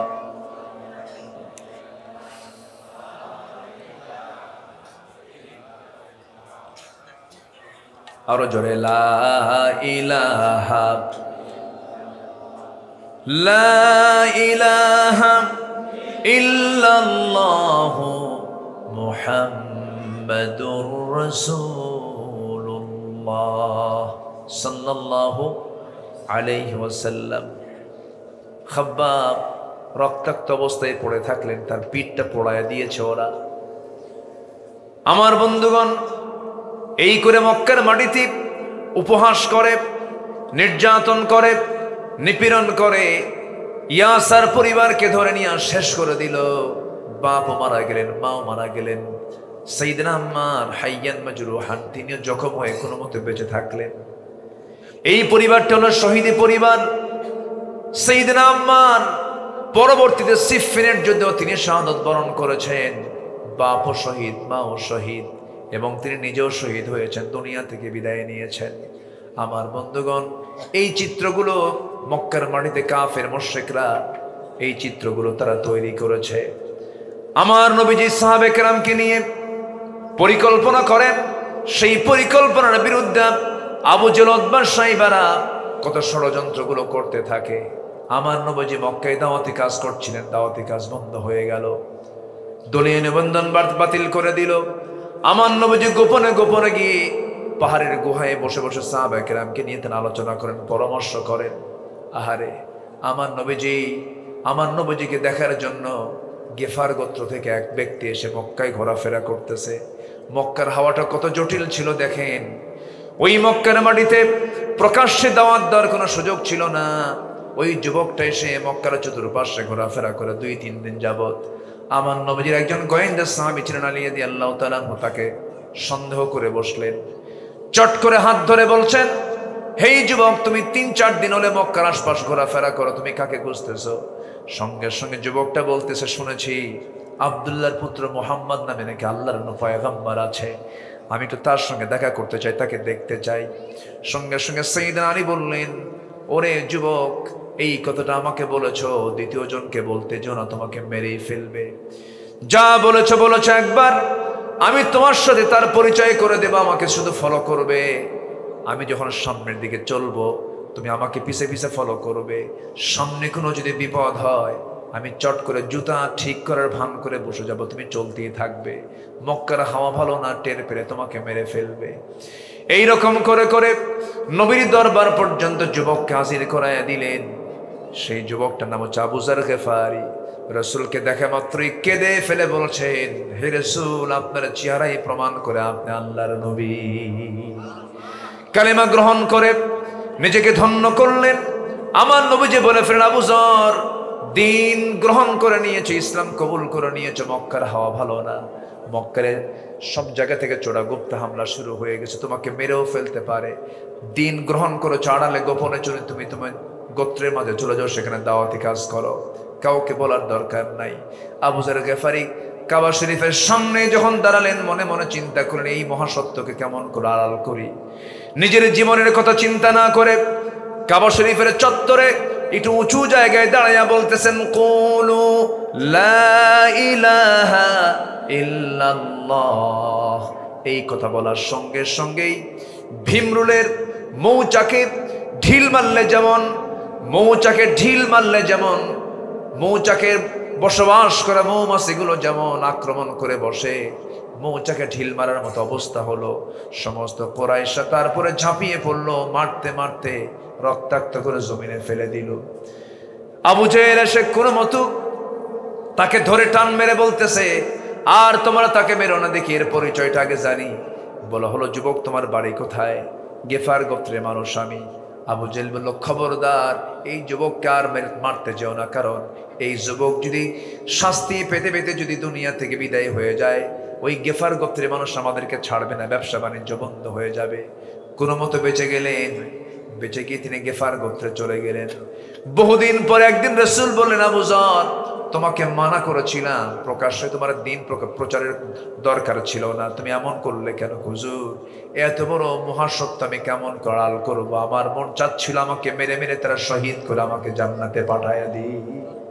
জোরে কর সুবহানাল্লাহ, আরো জোরে বলে সুবহানাল্লাহ। এই শিশু ইসলাম কি মক্কার প্রাথমিক জীবনে তারা কত হাসির বস্তু বানাতে চেয়েছিল, ব্যঙ্গ করেছিল, উপহাস করেছিল, অথচ আল্লাহ রাব্বুল আলামিন সেই ব্যঙ্গ করেছে যাদের ব্যাপারে, উপহাস করেছে যাদের ব্যাপারে, সেই লোকগুলোকে সম্মান দিয়েছেন। তিনি আমার কে? বলেন, তিনি আমার কে? আল্লাহ পাক। এই জন্য দিনের পথে থাকতে গেলে আমাকেও ব্যঙ্গোক্তি শোনা লাগতে পারে, আমাকে উপহাসা করতে পারে, হতাশ হওয়ার কোনো কারণ নাই। নবীর জীবন থেকে আমরা, আমার রাসূলের বিপ্লবী জীবন থেকে আমরা 15টা শিক্ষা নিয়ে যাব। নাম্বার 1, শুনলাম আমরা ব্যঙ্গ উপহাস আসতে পারে, মন খারাপ করা যাবে না।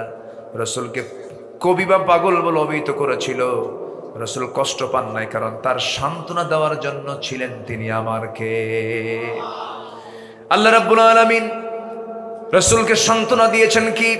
নুন والقلم وما يسطرون ما أنت بنعمة ربك بمجنون وإن لك لأجرا غير ممنون وإنك لعلى خلق عظيم জোরে বলুন আল্লাহু আকবার।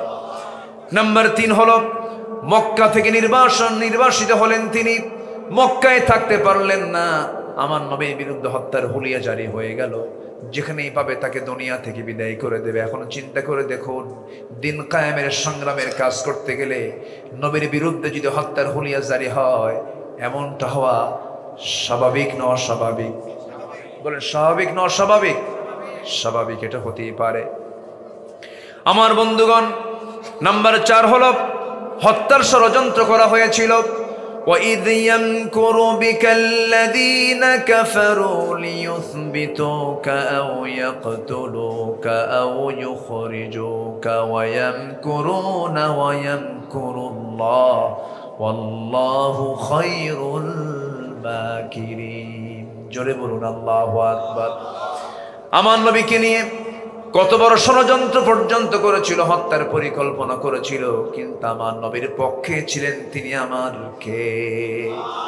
আসতে বলবেন না, তিনি আমার কে? তার এই সমস্ত ষড়যন্ত্রগুলো আজকেও কি হতে পারে কিনা বলেন? হতে পারে। আমার বন্ধুগণ, আমার নবীজির আরেকটা পরীক্ষা হলো, তার জীবদ্দশায় নিকটস্থ পরিবারের সদস্য এবং সন্তানদের যখন মৃত্যু হয়ে গেল, নবীজির আমল হুজুন বলা হয়, সেই বছরটাকে চিন্তার বছর চলে আসলো। নবীজি ঘুমাতে পারেন না।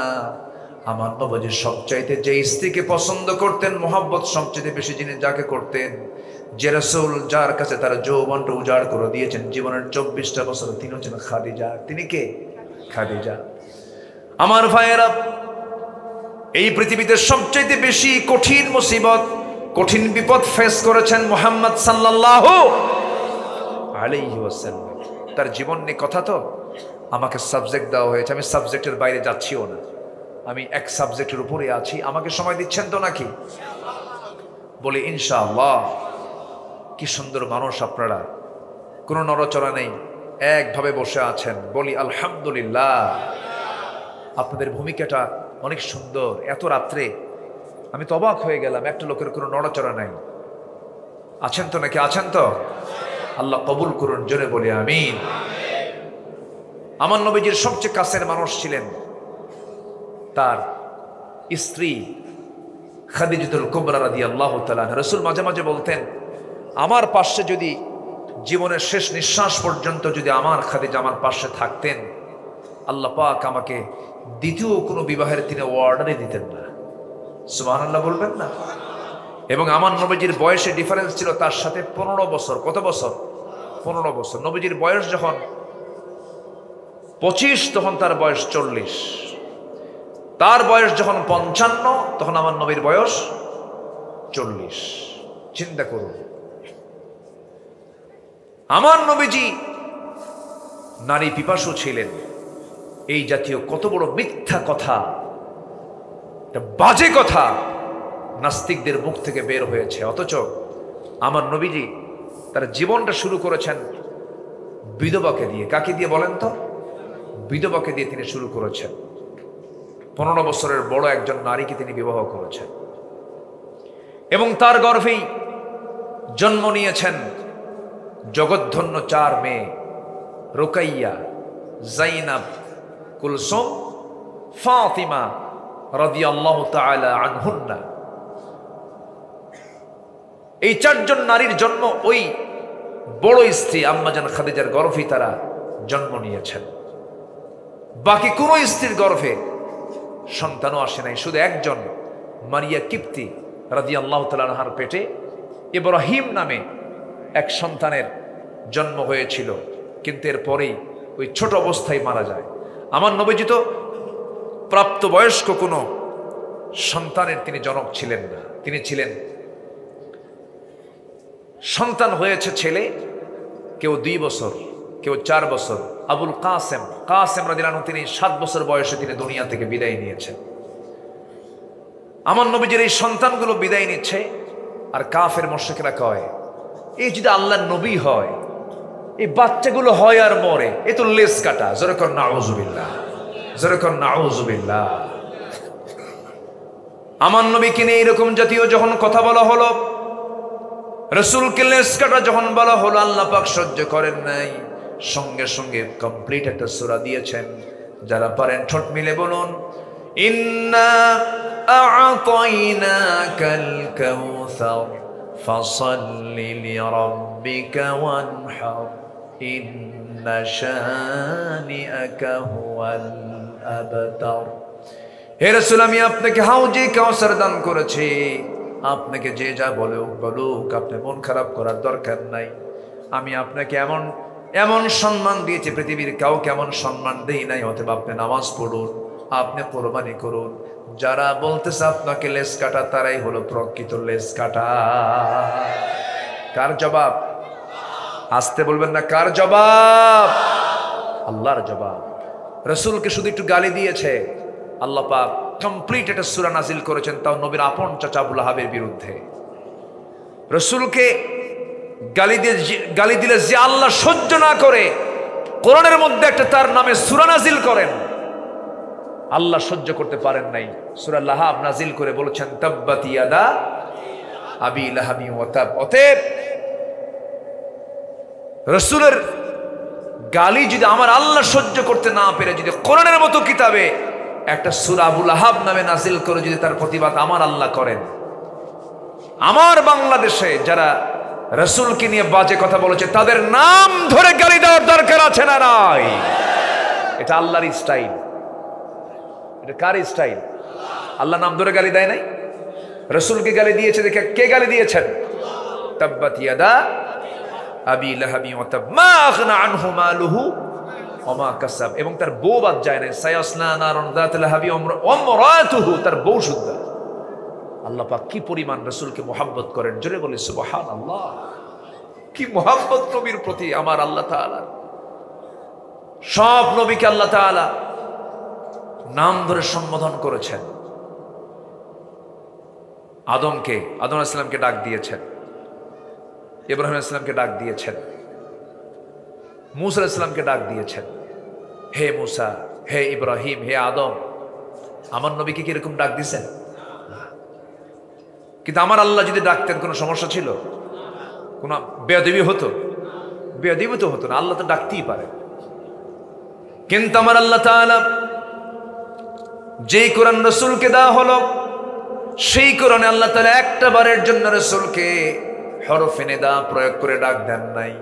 যেমন করে ডাক দিয়েছেন, ইয়া আদামুসকুন আনতা ওয়া যাওজুকাল জান্নাহ ওয়া মা তিলকা বিয়ামিনিকা ইয়া মূসা ইয়া ইয়াহইয়া খুযিল কিতাবা বিকুওয়া। কিন্তু আমার নবীকে ডাক দিয়েছেন মুহাম্মাদুর রাসূলুল্লাহ। আল্লাহু আকবার। والذين معه أشداء على الكفار رحماء بينهم تراهم ركعا سجدا يبتغون فضلا من الله ورضوانا। الله أكبر। আল্লাহ তাআলা আমার রাসূলকে একটা বারের জন্য নাম ধরে ডাক দেন নাই। ওয়ামা মুহাম্মাদুন ইল্লা রাসূল قد خلت من قبله الرسل يا أيها المزمل قم الليل إلا قليلا يا أيها المدثر قم فأنذر وربك فكبر وثيابك فطهر। জোরে বলুন আল্লাহু আকবার। আমার আল্লাহ তাআলা কোথাও নাম ধরে ডাক দেন নাই। এত সম্মান যে রাসূলকে আল্লাহ পাক দিয়েছেন, সে রাসূলকে নিয়ে যারা আজ পর্যন্ত যতজন কথা বলেছে কয়েক ডজন হবে, ওদের নামের তালিকা আমরা এখন একটা একটা করে করব। আস্তে কোন কেন? আস্তে কোন কেন? ওই কুলাঙ্গারদের ধরে প্রকাশ্যে দিবালোকে ঝুলায় মেরে রক্ত মাংস হাড় হাড্ডি কুত্তা বিলাই দিয়ে খাওয়ানো দরকার। রাজি আছেন কারা কারা? হাত উঁচু করে দেখান মুসলমান।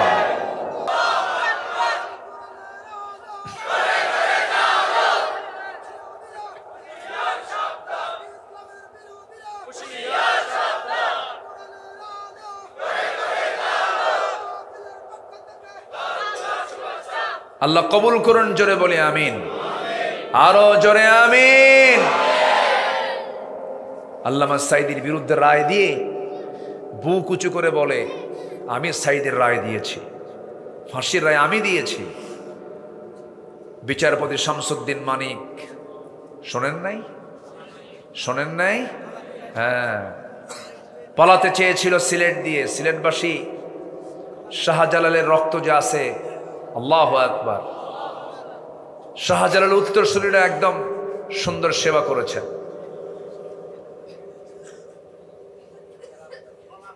হ্যাঁ, কোর্টে হাজিরার দিন, কোর্টে হাজিরার দিন যখন ঢুকতে নিয়েছে কোর্টে, সিলেটবাসী কি সুন্দর আপ্যায়ন করলো, বিসি শুদ্ধ আউট করে দিছে। যা সম্মানিত ভাইয়েরা, আমার নামেও এই শয়তান তালিকা করছিল। 116 জন আলিমের তালিকা করেছিল, 116 জন আলিমের তালিকা, ওর মধ্যে আমার নামটা ঢুকেছে। 2 বছর যায় নাই, এখন শুরু হয়েছে ওদের তালিকা। ঠিক কিনা বলেন? যে গর্ত খনন করবে ভাবতে হবে অন্যের গর্ত খনন করলে নিজের গর্ত খনন হয়ে যাবে। কত অত্যাচারগুলো করেছে। সম্মানিত ভাইয়েরা, তাহলে এক মাকে শীত যায় না, দিন তো আসে নাকি? দিন আসে না? দিন আসে না? আসে। আমার নবীজি বিশাল পরীক্ষার মধ্যে পড়ে গেলেন। আমুল হুজন, একই বছরে আমার নবীজির কলিজার টুকরা সন্তানগুলো মারা গেল। এক টেনশন, শোক, কষ্ট। ওইদিকে আমার নবীজির সবচেয়ে কাছের মানুষ ছিলেন, যদিও কাফের, আমি আমার ভাষায় বলি ভদ্র কাফের। কি কাফের বলেন তো? ভদ্র। দেখবেন কিছু কিছু হিন্দু ভাই আছেন, মিথ্যা কথা বলে না, চুরি করে না, খেয়ানত করে না, বাটপারি করে না, দালালি করে না। আছে না অনেক হিন্দু ভাই? আছে না? আছে না? আছে। আর কিছু হাজি আছে, হজও করে, সুদও খায়, আবার ইয়াবার ব্যবসাও করে। আছে না?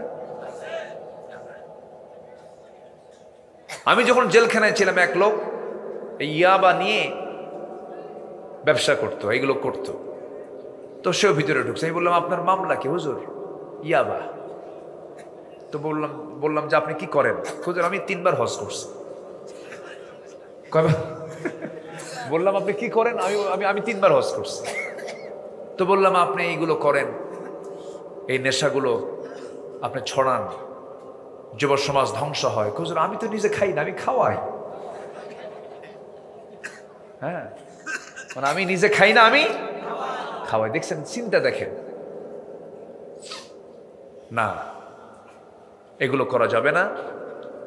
সকল হারামকে আমরা না বলবো, জোরে বলি ইনশাআল্লাহ। কোন হারামকে আমরা হ্যাঁ বলতে পারি নাই, ইমানদার এগুলো বলতে পারে না। সম্মানিত বন্ধুগণ, আমার নবীজি বিশাল পরীক্ষার মধ্যে পড়ে গেলেন। সে আবু তালেব, নবীজির পিতৃব্য বাবার ভূমিকা যিনি পালন করেছেন সারা জীবন।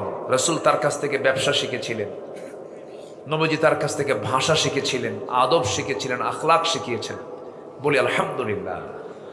তিনি কাফের, কিন্তু ঈমান না থাকলেও ভদ্রতা ছিল তার মধ্যে, শালীনতা ছিল তার মধ্যে, মানে উচ্ছৃঙ্খলপনা ছিল না।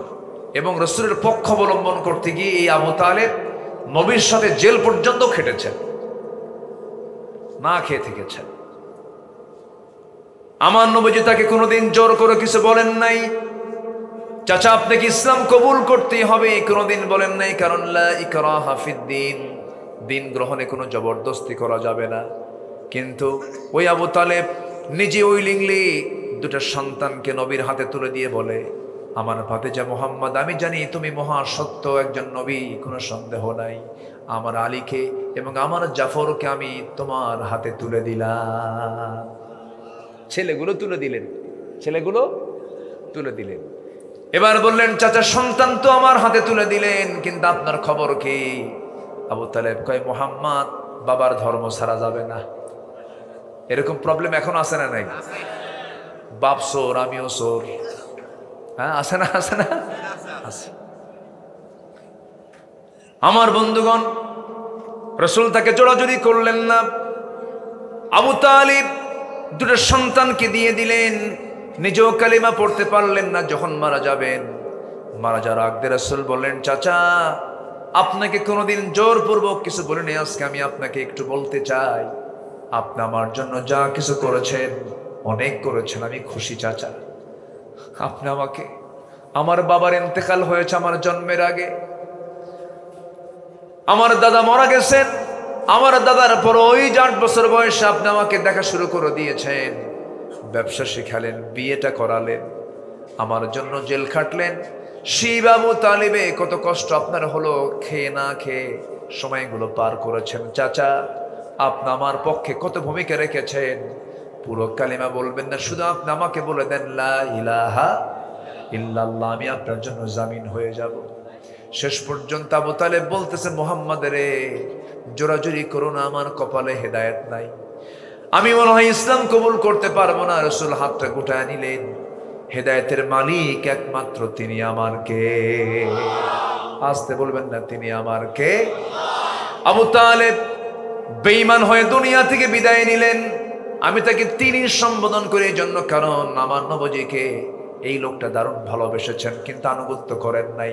আনুগত্য এক জিনিস, ভালোবাসা আর এক জিনিস। আমার দেশের বহু লোক আছে নবীকে খুব ভালোবাসে, কিন্তু নবীর দল করে না।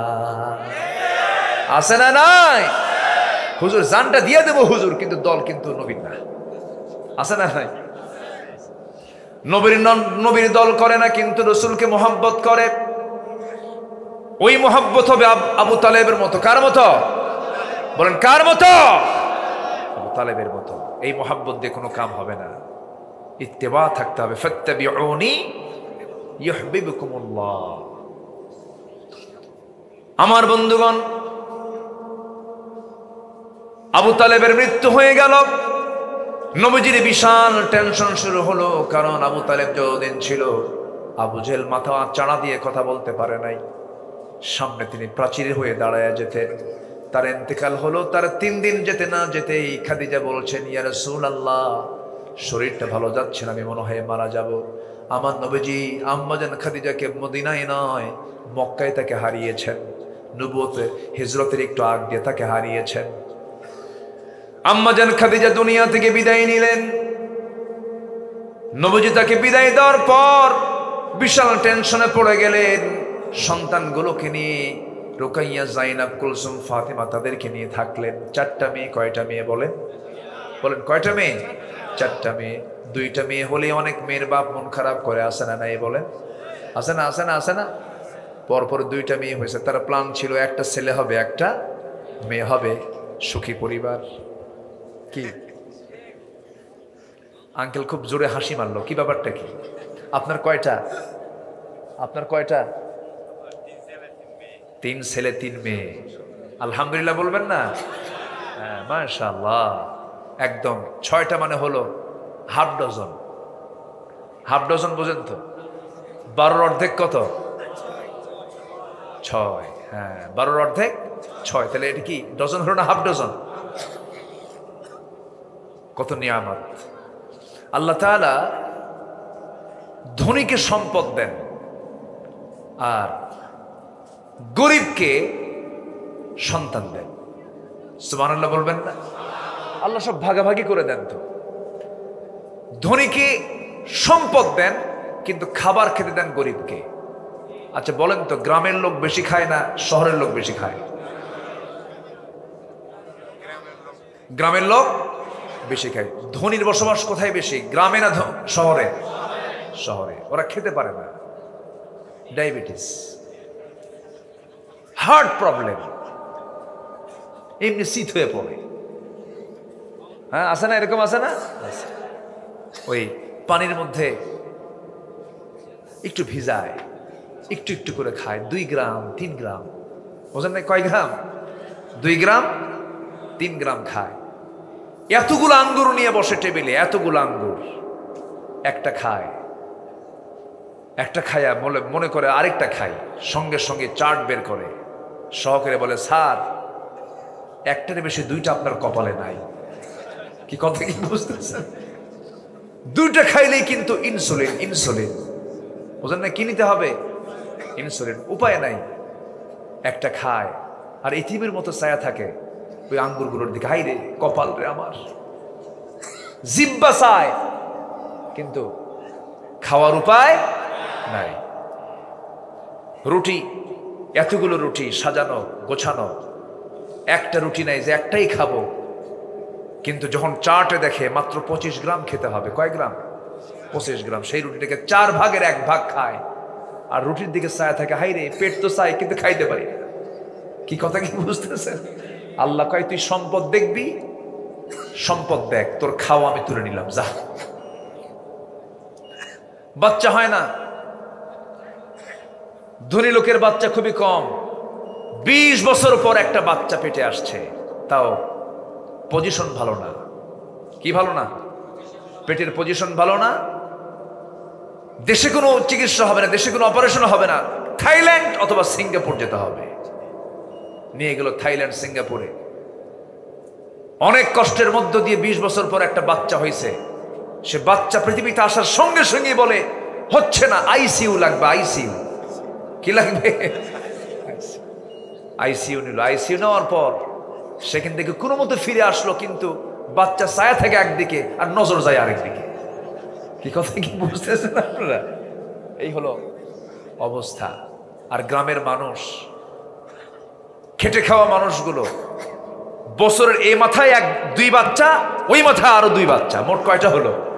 1 বছরের কয় সন্তানের মা? 4। কোনো টেনশন নাই, কিচ্ছু লাগে না। সুবহানাল্লাহ বলবেন না? সুবহানাল্লাহ বলবেন না? গ্রামের মানুষ যখন খেতে বসে তখন কি ওই গ্রাম হিসাব করে? ফজরের সময় ওঠে, কোদাল নিয়ে চলে গেছে জমিতে, চাষ টাস করার পর বাড়িতে ফেরার পর বউকে ডাক দেয়, বউ এদিকে আয়, রাতের কি খাবার আছে ক। ওই পাতিলের নিচে কিছু পান্তা আছে, পান্তা ভাত। এদিকে কি কয়? পান্তা কয় না? হ্যাঁ, পানি মিশ্রিত, হ্যাঁ, পানি ভাত, হ্যাঁ, পান্তা। তো এই পানি ভাত নিয়ে আসো। নিয়ে আসছে। কাঁচা মরিচ নিয়ে আসো, আর নতুন পেঁয়াজের যদি ফুল থাকে, নতুন পেঁয়াজের ফুল নিয়ে আসো, মরিচ নিয়ে আসো, পেঁয়াজ নিয়ে আসো, এতগুলো লবণ দিয়া অথবা শুকনা মরিচ দিয়ে এমন ডলন দিল, 3 মিনিটে 1 কেজি চাউল শেষ। খাওয়ার পরে বলে, আরো কিছু আছে কি? সুবহানাল্লাহ বলবেন না? সুবহানাল্লাহ বলবেন না? নিয়ামত কার? আসতে বলবেন, নিয়ামত কার? শুকরিয়া আদায় করব কার? আল্লাহ। সন্তান কম হওয়া ভালো না, বেশি হয় ভালো। আমার নবীজি বলেছেন, তাজাওয়াজুল ওয়াদুদুল ওয়ালুদ। বেশি বেশি অধিক সন্তান জন্ম দেয় এমন পরিবারে বিয়ে করো, বেশি করে বাচ্চা নাও। আমি কিয়ামতের দিন গর্ব করে বলবো, আমার এতগুলো উম্মত আছে। আল্লাহু আকবার বলে। বাচ্চা কাচ্চা হওয়া ভালো, সামনে তো আরো যুদ্ধ লাগবে, বোঝেন নাই? আসতে কয় কি, যুদ্ধ লাগবে না? যুদ্ধ লাগবে না? বাচ্চা কাচ্চা হওয়া দরকার। ফাইটার বের করেন, ফাইটার, ফাইটার লাগবে। হ্যাঁ হ্যাঁ, গাজওয়া হিন্দ, ওই তো গাজওয়াতুল হিন্দের প্রস্তুতি নিতে হবে। কিচ্ছু থাকবে না, আগামীর দেশ হবে আমাদের কোরআনের দেশ, ইনশাআল্লাহ বলেন। শুরু হয়েছে তো, আমরা আগামীতে আমরা ইসলামকে পাবো, জোরে বলি ইনশাআল্লাহ। সম্মানিত ভাইয়েরা, আমার নবীজি 4 মেয়েকে নিয়ে সময় কাটাচ্ছেন। মদিনায় তিনি আছেন, ওইদিকে সব জায়গায় মার খাচ্ছে সাহাবীরা। এই দুঃসময়টাতে ধৈর্য ধরেছেন মুহাম্মদ সাল্লাল্লাহু। আল্লাহ রাব্বুল আলামিন বলেন, وَلَنَبْلُوَنَّكُمْ بِشَيْءٍ مِّنَ الْخَوْفِ وَالْجُوعِ وَنَقْصٍ مِّنَ الْأَمْوَالِ وَالْأَنفُسِ وَالثَّمَرَاتِ وَبَشِّرِ الصَّابِرِينَ। জোরে বলুন আল্লাহু আকবার। পরীক্ষা করবেন আল্লাহ রাব্বুল আলামিন ভয় দিয়া, ক্ষুধা দিয়ে, সম্পদের ক্ষতি দিয়া, জীবন দিয়া, শস্যদের ক্ষতির দ্বারা পরীক্ষা করা হবে। এই ওয়াদা করেছেন তিনি আমার কে? ঈমান আছে যার, পরীক্ষাও আছে তার। অবশ্যই পরীক্ষা হবে। আমার নবীও পরীক্ষার সম্মুখীন হয়েছেন, সাহাবায়ে কেরাম পরীক্ষার সম্মুখীন হয়েছেন, আম্বিয়ে কেরামরা পরীক্ষার সম্মুখীন হয়েছেন। নাম্বার 6 হলো, অবরোধ করেছেন, নবীর বিরুদ্ধে কঠিন পরীক্ষার মধ্যে পড়েছেন। সকল অবরোধকে ডিঙ্গি আমার নবী তার মঞ্জিলে মকসুদে পৌঁছেছেন কার সাহায্য নিয়া? ওহদের যুদ্ধ এসেছে, নবীজি ফেস করেছেন। নাম্বার 8 হলো, তায়েফের ময়দান তিনি অতিক্রম করেছেন, আল্লাহ পাক তাকে সাহায্য করেছেন। আমার নবীর বিরুদ্ধে অনেক বড় ধরনের ষড়যন্ত্র হয়েছে। আমার নবীর জীবনে বড় একটা পরীক্ষা এসেছিল, তা হলো স্ত্রী নিয়ে পরীক্ষা হয়েছিল। স্ত্রীর বিরুদ্ধে মিথ্যা একটা অভিযোগ দিয়েছিল মুনাফিকের বাচ্চারা, যেমন করে 16টা বছর মুনাফিকরা আলেমদের বিরুদ্ধে জিনার মামলা দিয়েছিল। ঠিক কিনা? ঠিক কিনা? এটা তো নতুন কোনো বিষয় নয়। জাকারিয়া আলাইহিস সালাতু ওয়াস সালামকে করাত দিয়ে চিরে জিনার অভিযোগে শহীদ করে দুনিয়া থেকে বিদায় করেছে। আমার বন্ধুগণ, ইউসুফ আলাইহিস সালামকে জিনার মামলা দিয়ে জেল খাটানো হয়েছে। আমার বন্ধুগণ, আমার নবীর স্ত্রী আম্মা জান আয়েশা সিদ্দিকা রাদিয়াল্লাহু তাআলা আনহা আমার নবীর সঙ্গে কোন একটা অভিযানে গিয়েছিলেন, বনু মুস্তালিকের। সে অভিযানে আমার নবীজি যখন ফিরলেন, নবীজি সব যুদ্ধে তিনি কৌশল অবলম্বন করতেন। বলতেন, সাহাবীরা শোনো, এই যে যুদ্ধ সবাই আসলাম, ফেরত যাওয়ার পথে আমি একজনকে দায়িত্ব দিচ্ছি, শোনো, আমরা সবাই যখন রওনা দেব তুমি সবার পিছে পিছে আসবে, একজনকে দায়িত্ব দিতেন। ওই অভিযানে আমার রাসূল যখন তিনি ফেরত আসতেছিলেন বনু মুস্তালিকের সে অভিযান থেকে, আমার নবীজি ফেরত আসার পথে আমার রাসূল সাফওয়ান নামে একজন সাহাবীকে বলেন, ও সাফওয়ান, তুমি সবার শেষে আসবি, যে বাদ পড়বে তুমি তাকে সঙ্গে করে নিয়ে মদিনায় পৌঁছায় দিবা। হুজুর, ঠিক আছে, আপনার দায়িত্ব আমি অবশ্যই পালন করব, আপনি যে দায়িত্ব দিয়েছেন সেই দায়িত্ব অবশ্যই আমি মাথা পেতে নিচ্ছি। সবাই চলে গেছে, কেউ বাদ পড়ে নাই। আমার নবীজির স্ত্রী আম্মা জান আয়েশা সিদ্দিকা তিনি বাদ পড়েছেন। কেমন করে বাদ পড়লেন? উটের পিঠে হাওদার মধ্যে তিনি ছিলেন, শৌচ কার্যের প্রয়োজন হলো, উটটা বসায় দেওয়া হলো, হাওদা নামানো হলো, পালকি থেকে আম্মা জান আয়েশা বের হলেন, আড়ালে চলে গেলেন। শৌচ কার্য করতে নিয়ে দেরি হয়ে গেছে। তিনি এত চিকন ছিলেন, তার দায়িত্বে যিনি ছিলেন আম্মা জান আয়েশা, সে হাওদার মধ্যে পালকির মধ্যে ওঠেন নাই, ইতিমধ্যে তিনি আছেন মনে করে, তাই সে হাওদাটা সেই পালকিটা উঠে পিঠে চড়ায় দেওয়া হলো। আম্মা জান আয়েশা বাদ পড়ে গেছেন, উটও চললো, হাওদাও চললো, সব চলে গেছেন, কেউ নাই।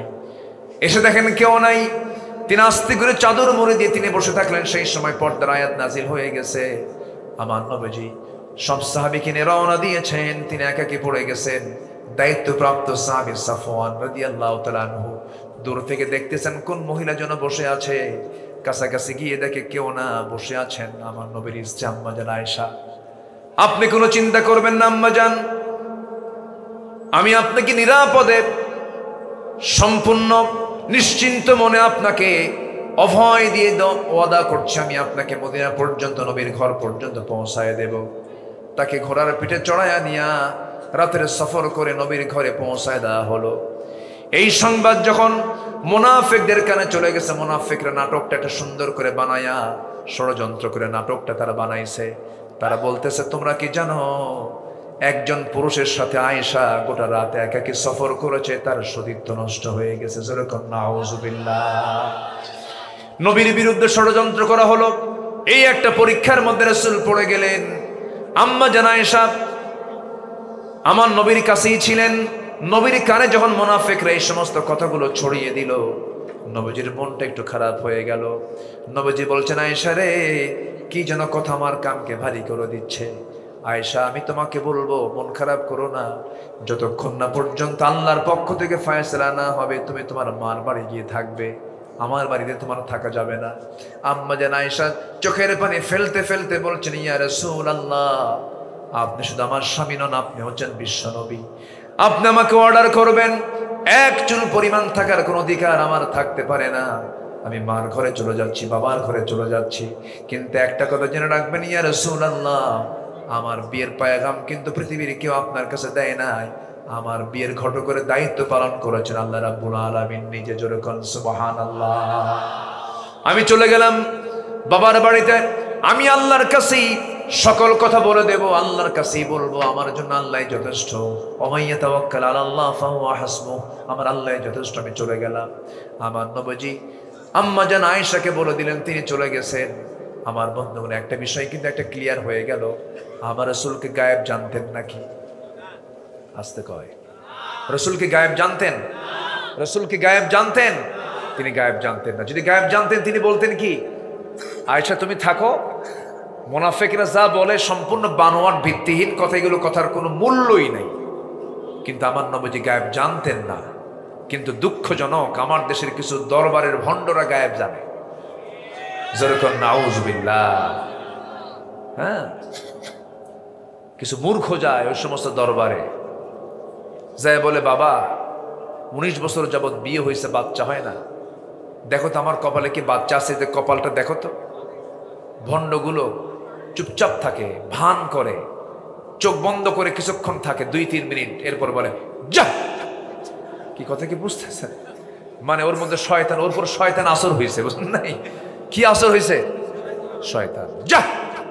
কি তো এখন বাবা একটা কিছু বলবে, কিচ্ছু না, 1.5 হাত লাঠির পিটন পড়লে সব ভণ্ডামে ছুটে যাবে, ঠিক কিনা? সন্তান দেন কে? ছেলে দেন কে? মেয়ে দেন কে? দেন না কে? ফয়সালা কার? আল্লাহ পাক। আল্লাহ পাক আমার রাসূলকে এই বিপদ থেকে বাঁচায় দিলেন, মুনাফিকদের ষড়যন্ত্রকে সম্পূর্ণ বানচাল করে দিলেন। তিনি আমার কে? আল্লাহ তাআলা। তাহলে ইমানদারের জীবনে বিপদ আসবে, ওটা কি অস্বাভাবিক না স্বাভাবিক? স্বাভাবিক।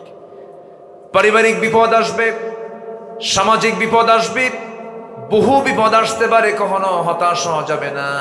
সেই সময়ে বান্দা কি বলবে? আল্লাযীনা ইযা আসাবাতুহুম মুসিবাতুন ক্বালু ইন্না লিল্লাহি ওয়া ইন্না ইলাইহি রাজিউন। জোরে বলুন আল্লাহু আকবার। আল্লাহর পক্ষ থেকে ফয়সালা হয়ে গেল। আম্মা জান আয়েশা সিদ্দিকা বাবার ঘরে গিয়ে আশ্রয় নিয়েছেন। বাবা ভালো করে কথা বলে না, মাও ভালো করে কথা বলে না। আম্মা জান আয়েশা শোকে পড়ে, সেজদায় পড়ে পড়ে চোখের পানি ফেলতে ফেলতে নখের মতো কাঠখড়ির মতো হয়ে গেছে। আহারে, আমি তো কোনো দোষ করি নাই, মুনাফিকরা আমাকে ষড়যন্ত্রের মধ্যে ফেলে দিয়েছে। নবীজি ঘুমাতে যান, ঘুমাতে পারেন না, হাত আগায় দেন, কিন্তু আম্মা জান আয়েশা নাই। নবীর বুকটা খান খান হয়ে যাচ্ছে, নবীও কান্দেন, আম্মা জান আয়েশাও কান্দেন, সাহাবীরা নবীজির চেহারার দিকে তাকায় তাকায় কান্দে। আর মুনাফিকরা মুনাফিকরা হাসে। আমার নবীজি আম্মা জান আয়েশাকে খুব পছন্দ করতেন। আম্মা জান আয়েশা নিজে বলেন, আমি আয়েশা নিজেকে ধন্য মনে করি, আল্লাহ পাক আমাকে বিশেষ সম্মান দিয়েছেন, 9টা কারণে আল্লাহ পাক আমাকে শ্রেষ্ঠত্ব দিয়েছেন। আমি আয়েশা একমাত্র স্ত্রী ছিলাম নবীর জীবনের, কুমারী স্ত্রী ছিলাম। আমার জীবনে আমার নবীর সঙ্গে আমার বিয়ে হয়েছিল, আমি নিজে কুমারী ছিলাম। 9 বছর বয়স আমি আমার নবীর স্ত্রীত্বের মর্যাদা পেয়েছি। 13 বছর নববধূ হয়ে নবীর ঘরে পদার্পণ করেছি। নাম্বার 4, আমি আয়েশা নিজের চোখে জিব্রাইলকে দেখেছি। নাম্বার 5, আমি আমার রাসূলের সঙ্গে শুয়ে থাকতাম একই চাদরের নিচে। আমি থাকা অবস্থা ওহী নাজিল হতো, ওহী নাজিলকে আমি লক্ষ্য করেছি। আমি নিজেকে ধন্য মনে করি, নবীজি তার জীবনের শেষ বিদায়টা নিয়েছেন আমার ঘরে। আমি আমার রাসূলের সঙ্গে সর্বশেষ কথা বলেছি, আমার সঙ্গে তার সর্বশেষ কথোপকথন হয়েছে। আমি নিজেকে ধন্য মনে করি, আমি আয়েশা আমার মুখের লালা খেয়ে রাসূল দুনিয়া থেকে বিশেষ বিদায় নিয়েছে। আমার নবীজি আমার সঙ্গে সর্বশেষ কথা বলেছে।